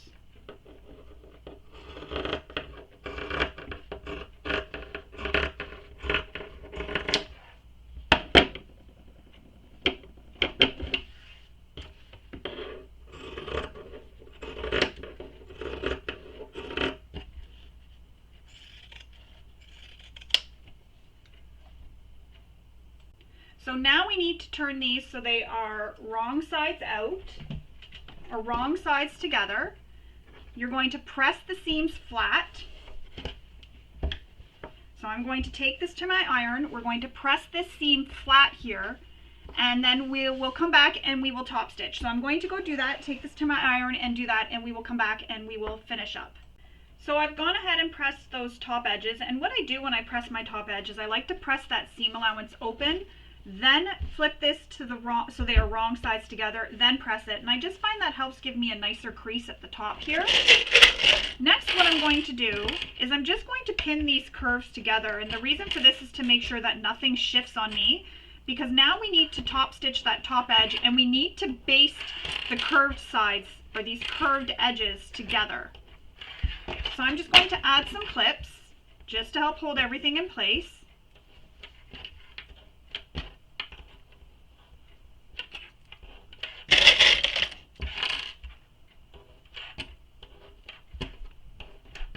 Just like that. So I'm going to top stitch along the seam, and then I'm going to baste those curves together.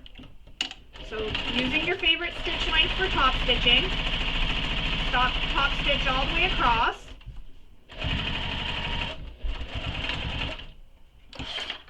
And then the curve.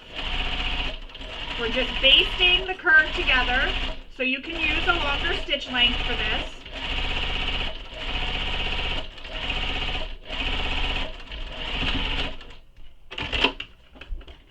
What that does is it holds those two layers together so that nothing shifts on us when we go to construct the bag. So that's one, and you'll see I've stitched, it's probably easier to see on this side, I've stitched all the way around that curve.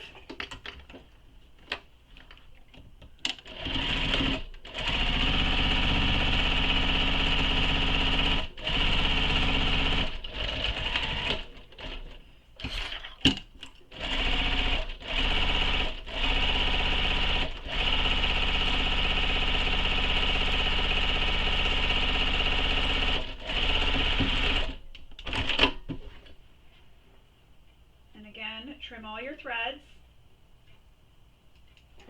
just like that, and those are done for now.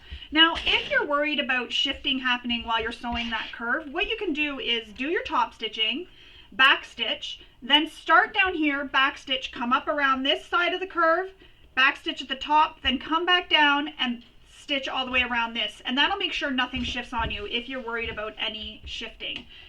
Now we need to place the pocket unit with the snap. So on the exterior side of the fabric, this piece over, so I'm reading the instructions carefully as we do this. So we need to place this piece with the magnetic snap. So the female half of the magnetic snap that's on your C piece, that's on the exterior part. You need to place this right sides together, or lining sides together, with the piece here that has the snap at the top. So that was on piece E. I'm just making sure. Can't see where I wrote it. I think it's E. Yeah, it's E. So you need to put this bottom edge of this piece with the bottom edge of the piece that has the snap with E on it, and that's the male snap, so that when it snaps together, it snaps there. So we're going to line it up, and what you want to do is line up your center mark, so find where the center is, and of course it's sewn into that seam. So fold it to create a crease, and then I'm just going to put a clip in the center, and then line that up, and there's my mark, with the center. So you always want to line up your centers just to make sure everything lines up nicely for you, and clip it all the way around. And when we stitch this, you want to move this panel back here out of the way. We're only stitching through the pieces that we're clipping together right now. So only one G and the panel that we are clipping. So I forget, these are C. So we're only clipping through panel G, one of them, and the C panels that we've top stitched and basted together.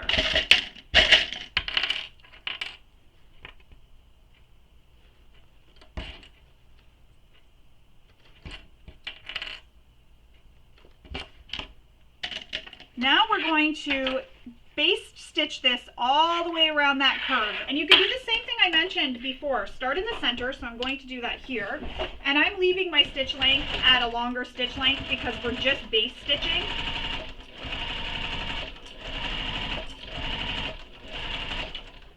Now again, make sure that panel, the other one, isn't in the way.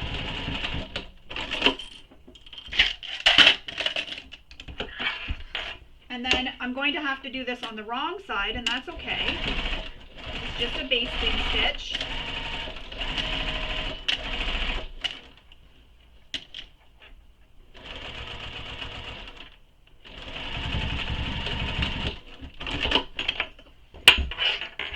Trim any threads so you don't get your little peekaboo threads later.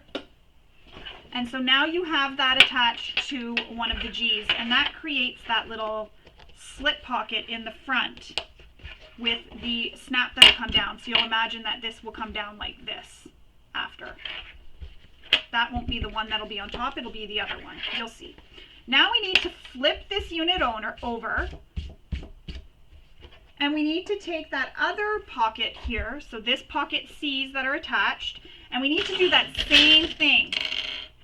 So this is going to be the snap that is going to snap together here. So the snap is on the lining piece, and there's no snap on this piece up here. So we need to center this. So same thing, fold it in half and center it. And then I'm going to add a clip so I know where my center mark is. I can also see the fold. I'm going to let my snap in place, so that it all stays lined up.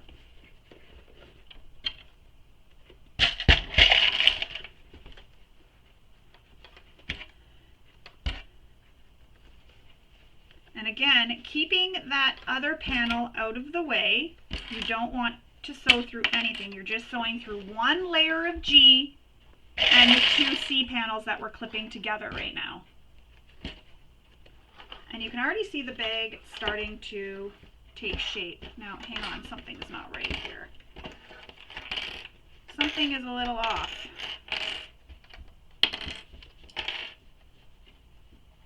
There we go. My center point wasn't quite lined up properly. So I'm just going to line up the edge and make sure that is accurate.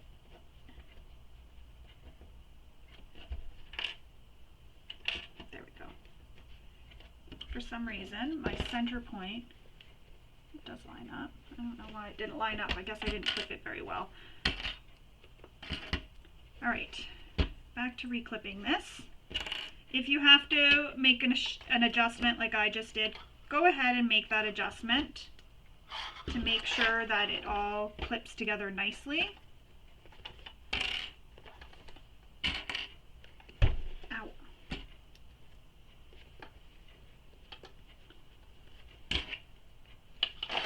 And now we're going to sew around that edge of the pocket here, the bottom edge. We're going to baste that in place. And again, you're moving everything else out of the way. You're only sewing through one layer of G and the 2 C's together. And I'm going to do the same thing, start in the center, work my way around.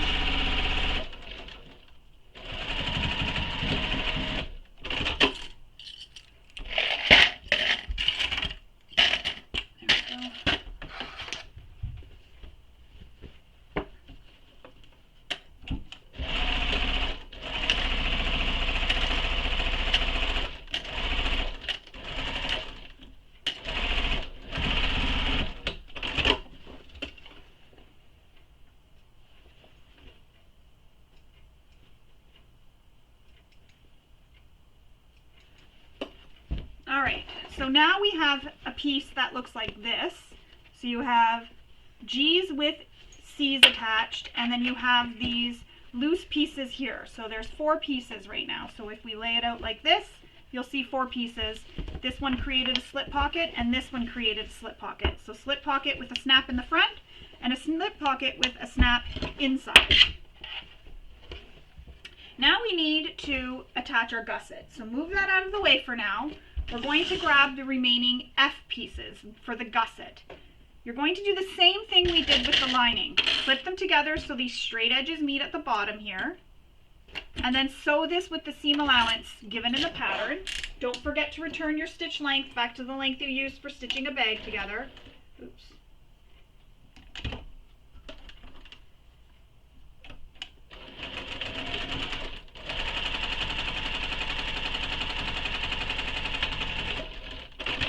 Take this to your iron and press the seams open, and then we will do the same thing we did with the lining and top stitch. So I'll be right back.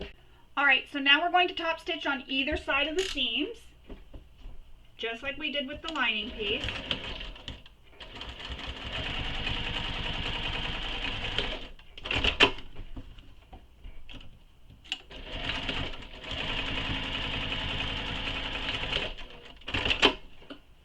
Trim all your threads.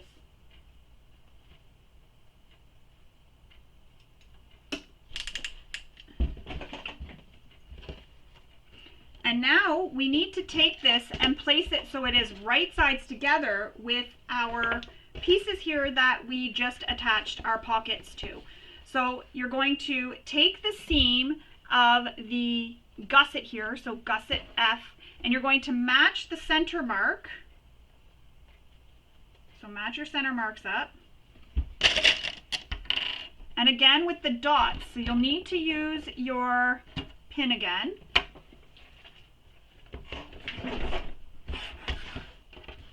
So grab a pin, put it through the dot, and then, oops, find the dot on your, what is this, G, and push it through just like we did, so right through the center of that dot, just as we did when we were doing H, 2, E, and A.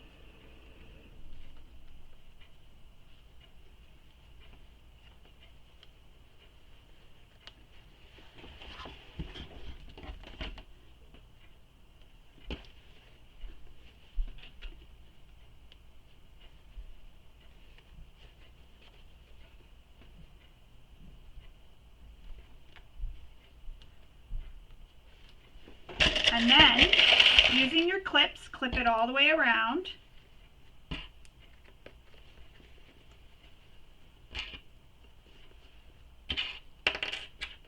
And we'll do the same thing we did with the lining, where we add snips in the curves.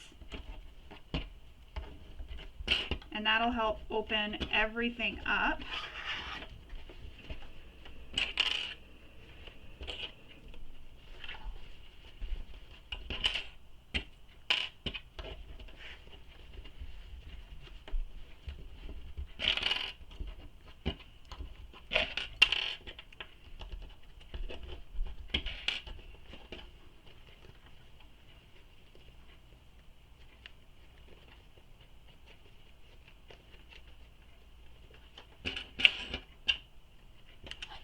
So now we're going to, oops, make some snips in the curves.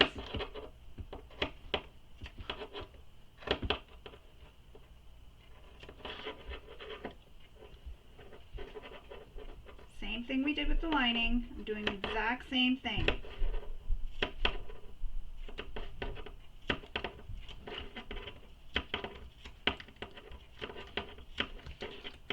And again, when you're sewing this, you can stop with your needle down and just flatten any fabrics out if any fabrics are sort of puckering on you or getting underneath that shouldn't. You can smooth it out.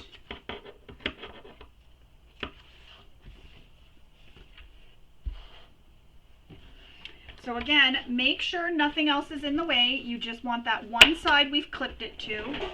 And we're going to sew the seams. And there's a note. You don't want to catch the strap anchors either, so make sure that everything is out of the way. Starting at that dot, I just want to make sure.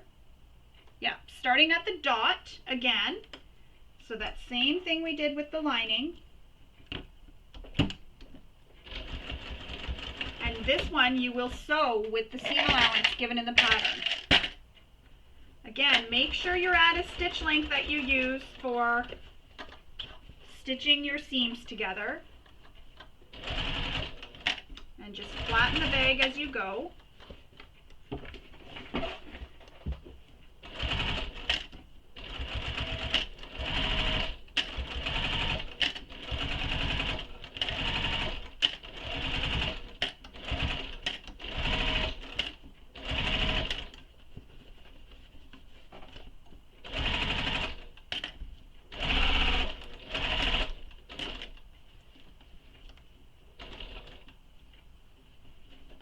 This is a very domestic friendly pattern because the interfacings are cut out of the seam allowance. Just so you know, I got up to that pin and I've backstitched. Now we need to repeat that for the other side. So flip this down, or you can flip it through like that. So now they're wrong sides together, or right sides together, sorry. And you're going to, again, match up that center mark on the bottom. So with the seam of the F panels, you're going to match it up with the center mark on your, what one is this again? G. I should have really wrote them, the letters in the middle of the panel so I'd see it better. And the same thing we did before. So where that dot is, insert your pin. Don't poke yourself like I just did. We are not the pin cushions. And then you'll find that mark on your panel and you'll put them together. So find that mark on the C panel and clip it in or pin it in place.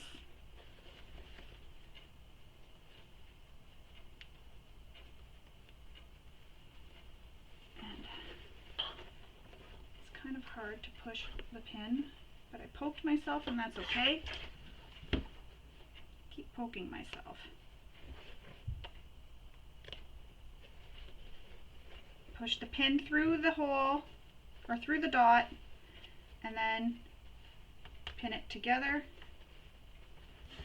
And then we'll use clips the rest of the way.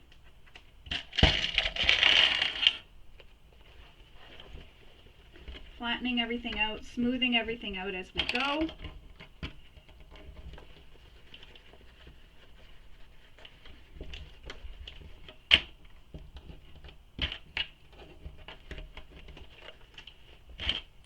And keep in mind it is a tighter fit, but it does come together quite nicely.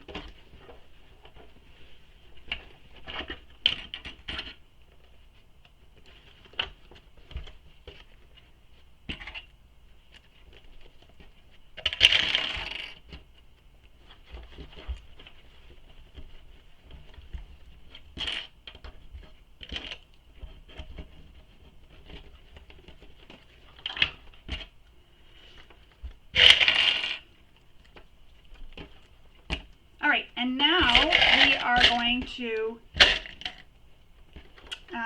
make those snips in the curve again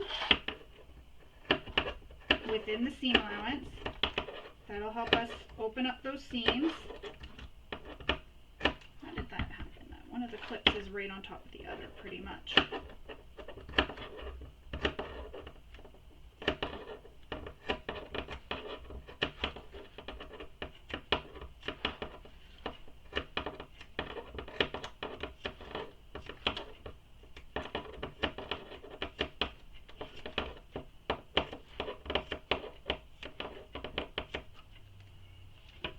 Alright, so now we're going to stitch these together. And you're stitching again to those dots. Don't stitch past the dots. Move your panel out of the way that you previously stitched. And you can even hand crank this area to get it started. I kind of bent that pin. Make sure you backstitch well.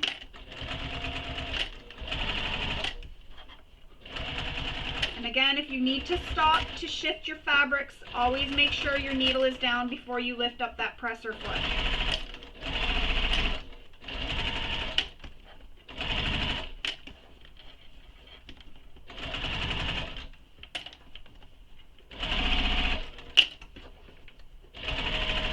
And I'm using the seam allowance given in the pattern.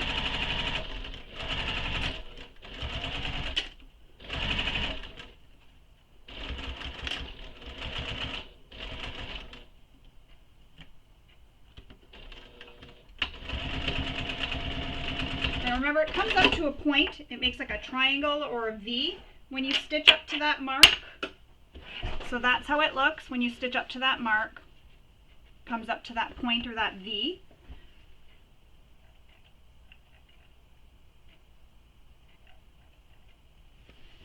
Now we need to take this, and with the exteriors right sides together, we're going to pin the seams again between these dots here. So the dots here where we stopped stitching and the dots on panel A and E. So push your strap anchors out of the way. Use a pin to get those dots lined up.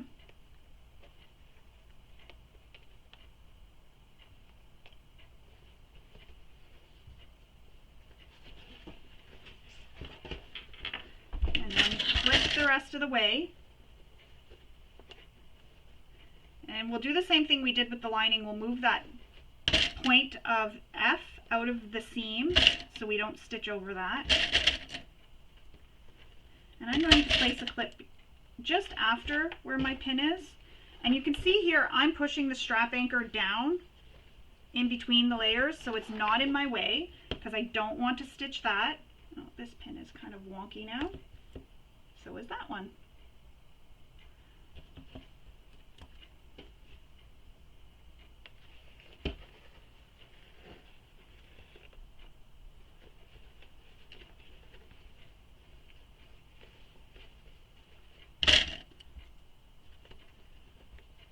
So pull the tip of AF, out of the way, so that top point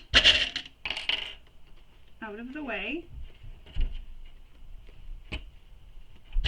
And now, same thing we did when we did those lining panels. We're going to sew from one dot all the way to the dot here where our pin is. So you're going to start sewing where you stopped previously, and you're going to stitch all the way until you get to that dot where your pin is.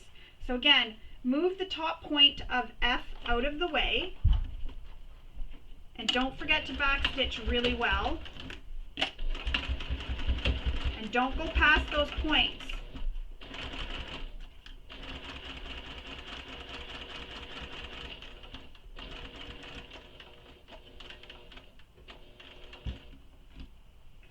Now I'm going to backstitch. There we go. And I'm going to repeat that on the other side. So move that F out of the seam so you don't stitch it.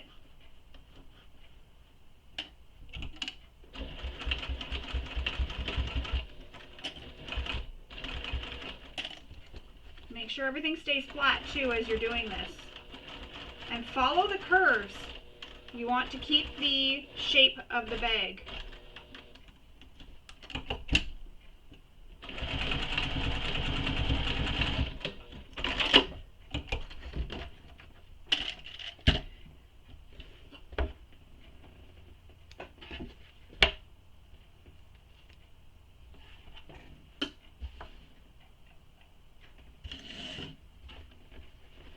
Now, we're going to move on, and it is important to open the zipper all the way.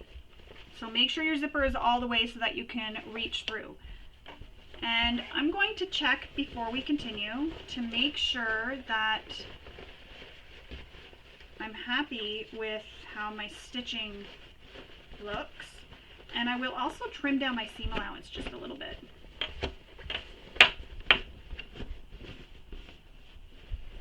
And this is being done because if there's any puckers or anything anywhere in the fabrics, I can fix it now before we sew the bag all together.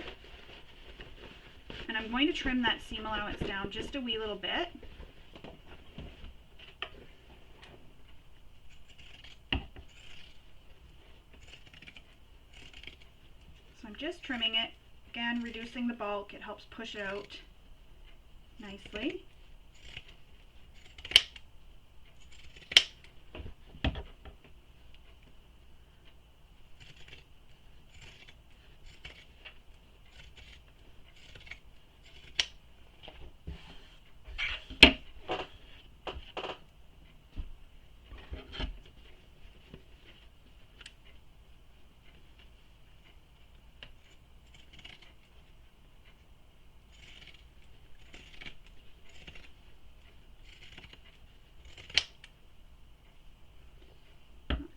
Very well.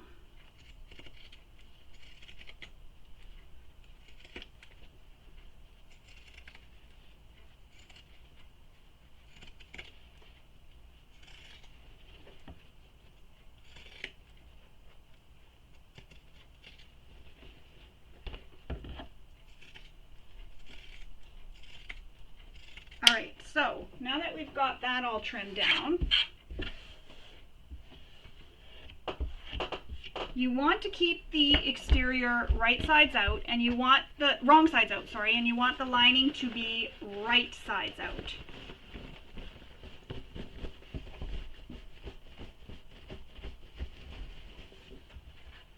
So you're going to insert this into the exterior, and make sure you're not inserting it into the pocket.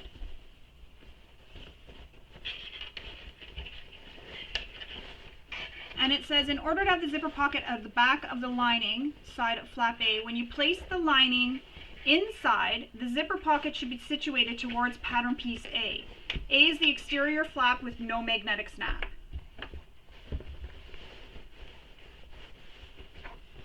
There is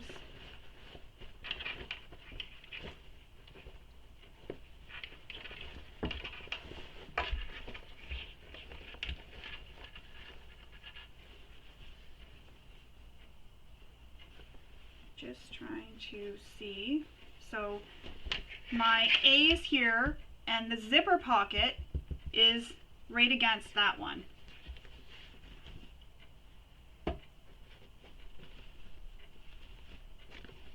All right, so now we need to pin this all the way around. Line up your center marks.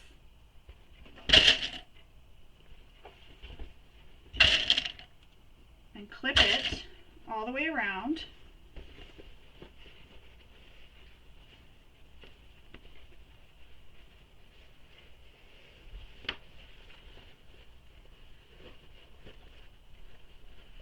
And there is a dot here again that we have to line up with the dot on the other panel, which is a little bit hard to see. So I'm going to go this way.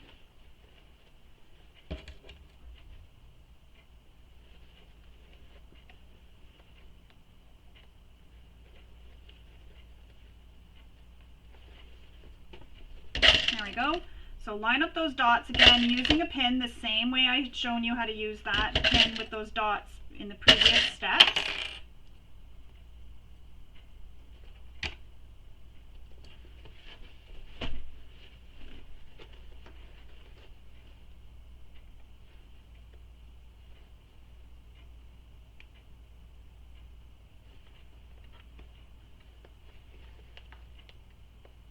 And I'm going to do this one side at a time. If you want, you can pin both sides and then stitch, but I'm just going to do one side at a time.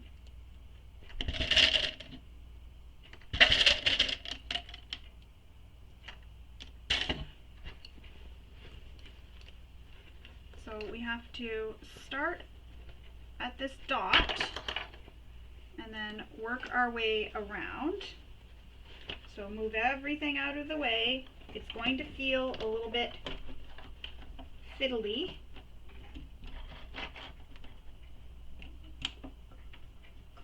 So I've got my needle in there right now so that I can sort of start hand cranking.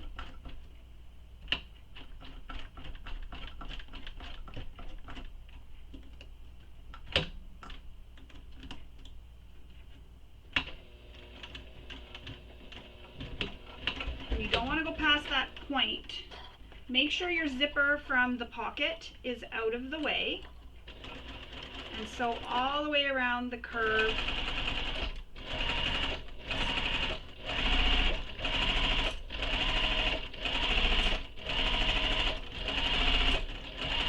And again, you're competing with all this extra bulk here. So just take your time. And just keep everything out of the way.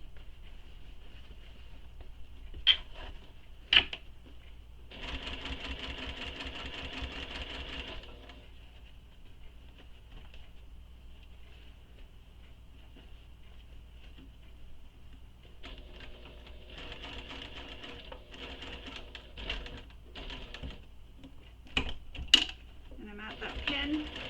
So now I'm going to backstitch really well, just like I did on the other side. So I've sewn all the way around that curve. Now we have to do the same thing on this remaining side. And again, using your pin, find the dots.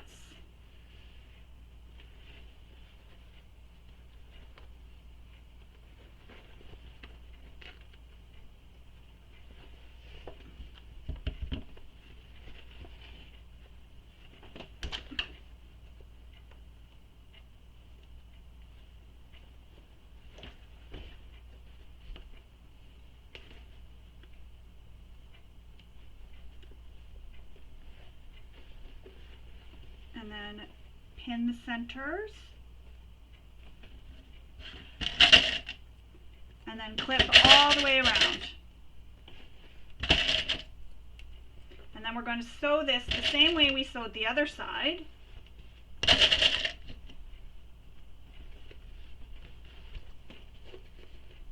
Going all the way around that curve.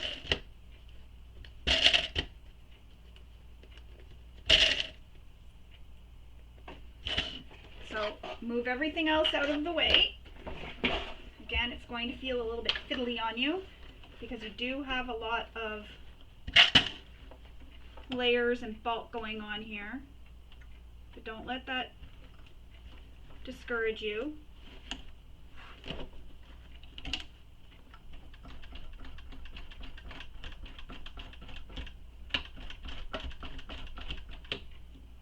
I'm going to do, I'm going to turn this because now I can see where I've stitched, just so I can do a little stitching here. So it's easier to go towards rather than backwards. It's easier to go towards bulk.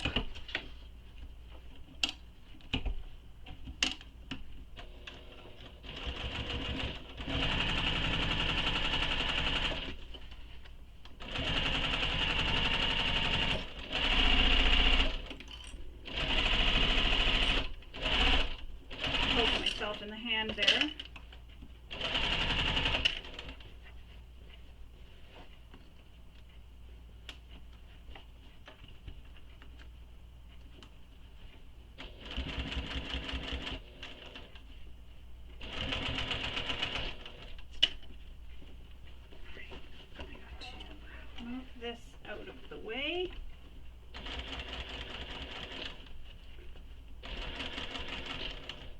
like I said, it's going to be hard to stitch up because you do have a lot of layers going on, but you can do it. Just don't be afraid to move things out of the way as they need to.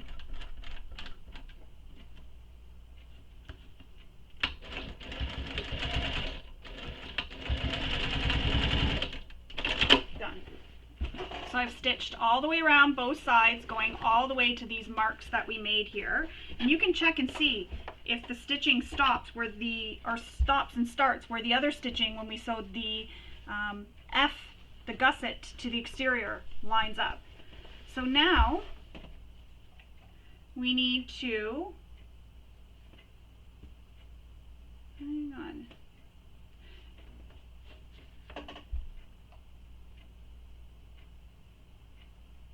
We're going to trim the seam.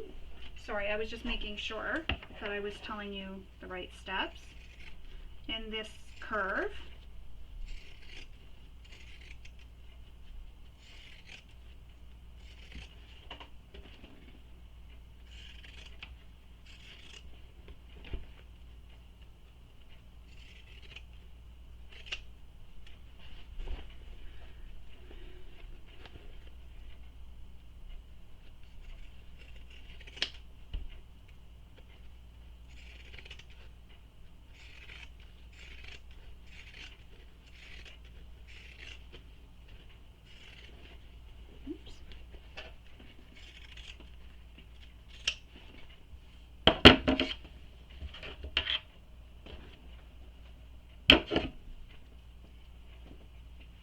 Now, using the hole in the bottom of the zipper pocket, we're going to turn this bag right sides out.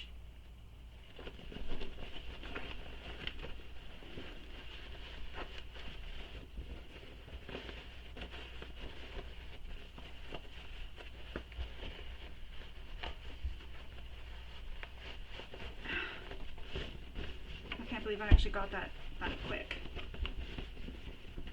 Push out all your seams, and then this is where we need to push the lining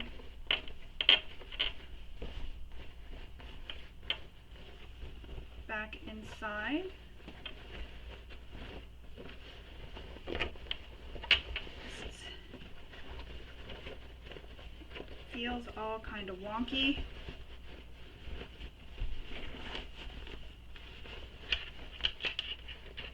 I don't know if I'm pushing the right pieces back inside the right way. There we go. Oh my goodness. All right, hang on. I'm confusing myself here. This is going to come down here. I'm just making sure all the pieces are right. Okay, I'm on the right. I'm going the right way. So you're going to push out all the seams for both these flaps, and I'm just rolling it out with my fingers right now.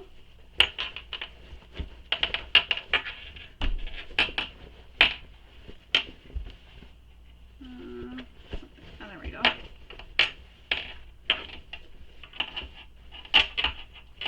And then I'm going to take this to my iron and I'm going to give this a really good press to make sure that this is pressed really well before we top stitch the final top, do the final top stitching. But you can already see your bag taking shape, so that's how it's going to look. Just like that, and then you have your strap anchors, which is really cool the way they were sewn in, sticking out the sides. So I'm going to take this to my iron and I'm going to give everything a really good press, really, really good, so that we get a really nice finish on our bag, and then I'll come back and we will continue on. So I've pressed this really well, my flaps, and just be careful when you're going around this magnetic snap, both of them or all of them, so that you don't demagnetize it.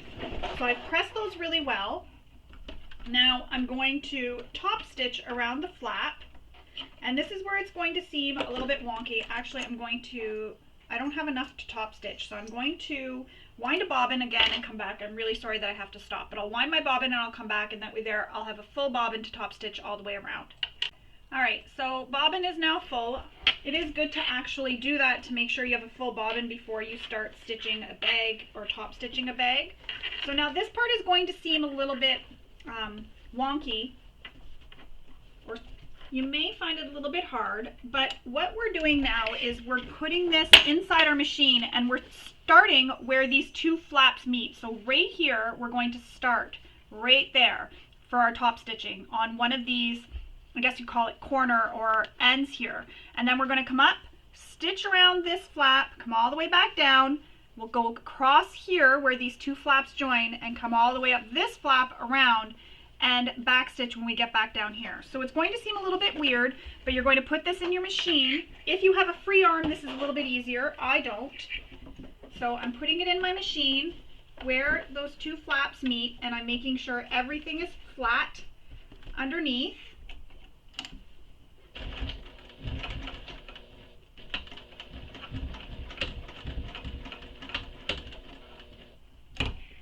And then I'm going to turn this.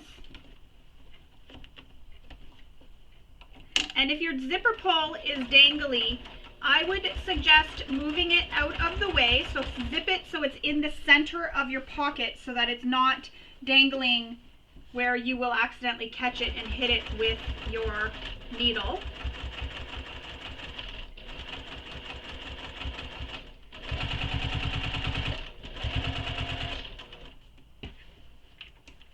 And we're just going all the way around the flap.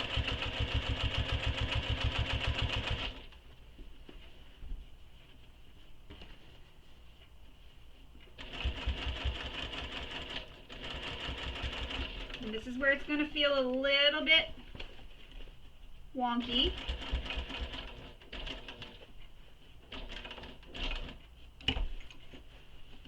Turn that corner, and you have to stitch straight across here. So get everything nice and flat. That includes everything underneath. Get it all nice and flat.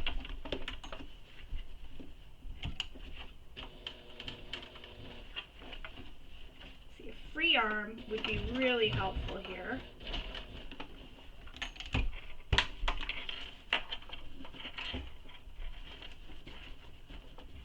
Again, when you come around this corner, get everything all flattened so you have no puckers or anything. And when I pressed, I created a little crease here.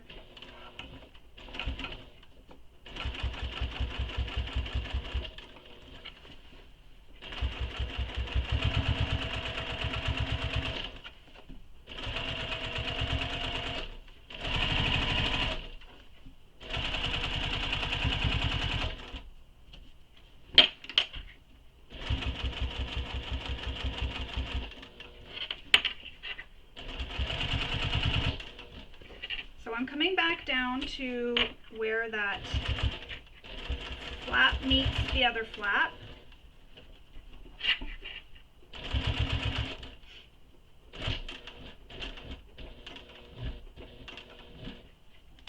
Turn, and I want to just backstitch right over what I already backstitched on.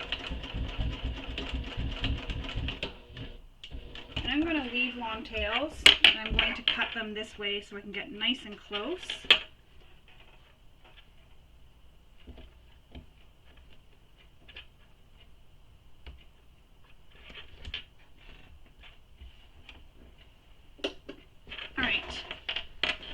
I'm just going to check and see how it looks before I close up that hole.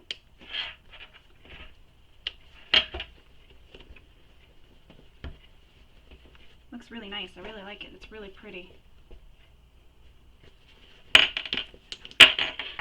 And the bottom of my bag, I'll be giving this a really good press with my iron to get this really nice and crisp here. And that'll also mean I'll press inside the bag to get the lining down inside the bag really nice as well. I thought that was a pleat, but it's just the fabric. Now we need to reach in and grab out that turning hole.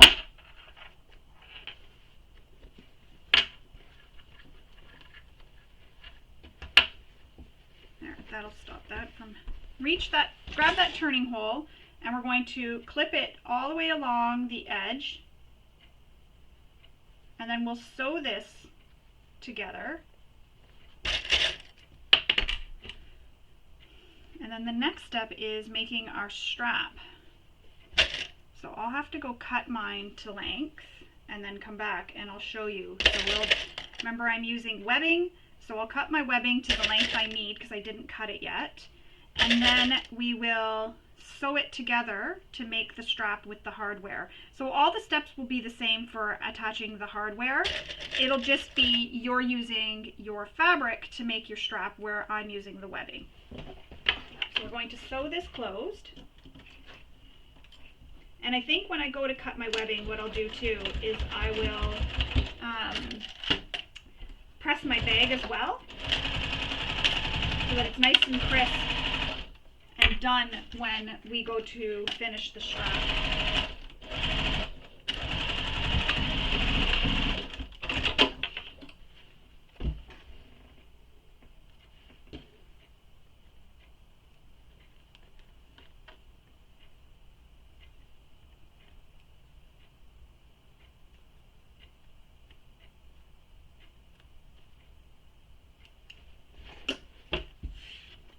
Push that back into your bag. Get the corners pushed in.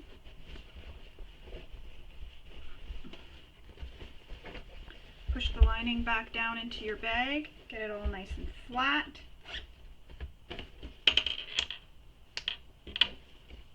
And that's how your bag looks so far. Really nice. I like it. I like it with the bright colors. And when you open it up, you have your opening there between the two flaps. So again, I'm going to go cut my strap. I'm going to give this a really good press as well around the edges here so that it helps hold it out. And then I'll come back and we will make our strap.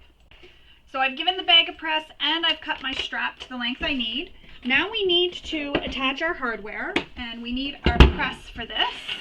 You can also sew this if you want. So my press, move it over here because it's kind of causing a shadowing, and our hardware.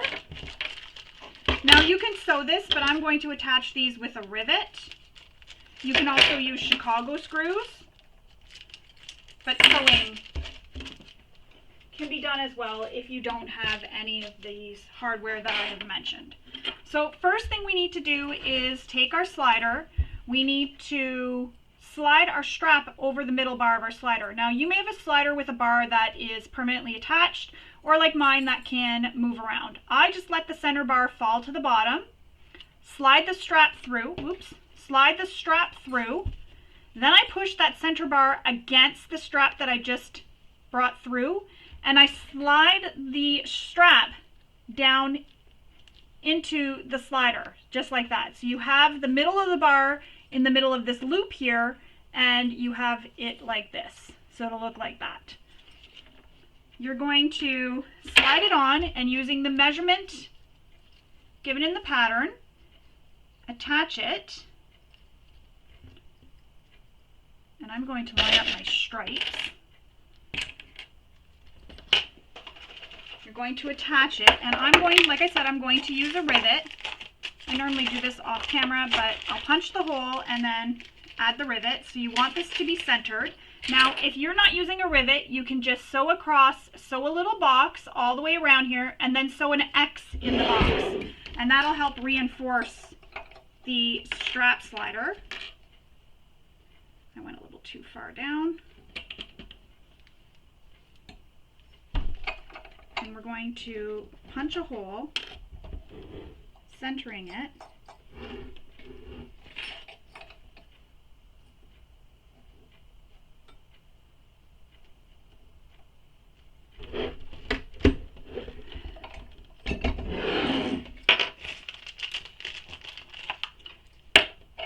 Install a rivet.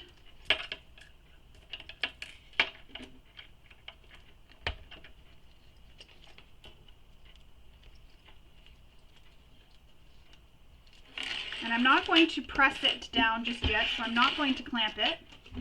Now, with the strap, so your slider is facing up, bring your strap all the way down so that it is flat, and slide on your swivel hook. So strap, right side of the strap is against the table. Slide the slider on, or the swivel hook, sorry, so that the swivel hook part is against the table. Bring it down, just like that. So now it's on there. And again, same thing. Slide the strap up through the slider and back down over that middle bar.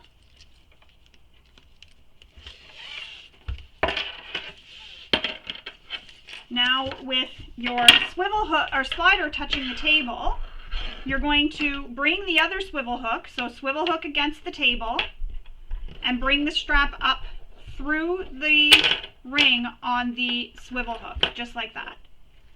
And then clip it in place.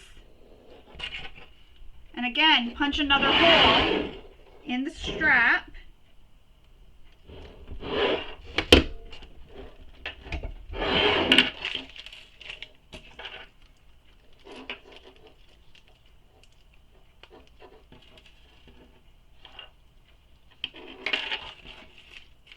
Just like that. And like I said, I normally don't do this on camera. I'm going to today because there's only two that I'm putting in.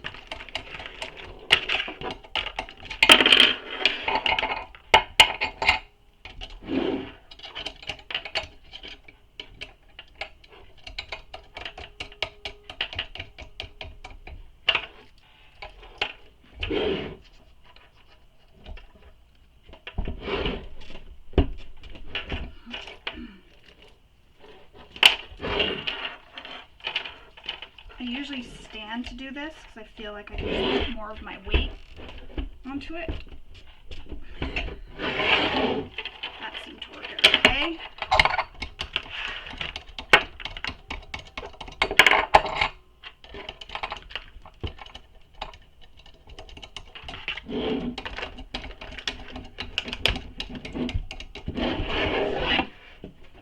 Put that away. And now we have our strap all done. And for this end, you stitch it if you're using stitching the same way you stitched when you attached your slider. You can check it to make sure that it is done accurate before you stitch. You can even just put clips in place and see how it doesn't pull. Now we will attach this to our O-rings.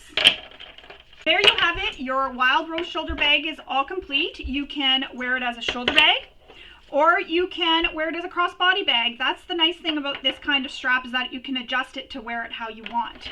When we look at the bag, we see our back pocket here that is held closed with a magnetic snap. When we open up this first flap, it's also held closed with a magnetic snap. We have our zipper pocket here that goes down into the bag. And then we have our main interior compartment of the bag right here. I'm trying to find where the light shows it. So there you go. And then when we open up the final flap, we have another slip pocket here. So lots of pockets, lots of ways to stay organized if you use this bag. So there it is. Your Wild Rose shoulder bag is ready to take out and show it off to the world.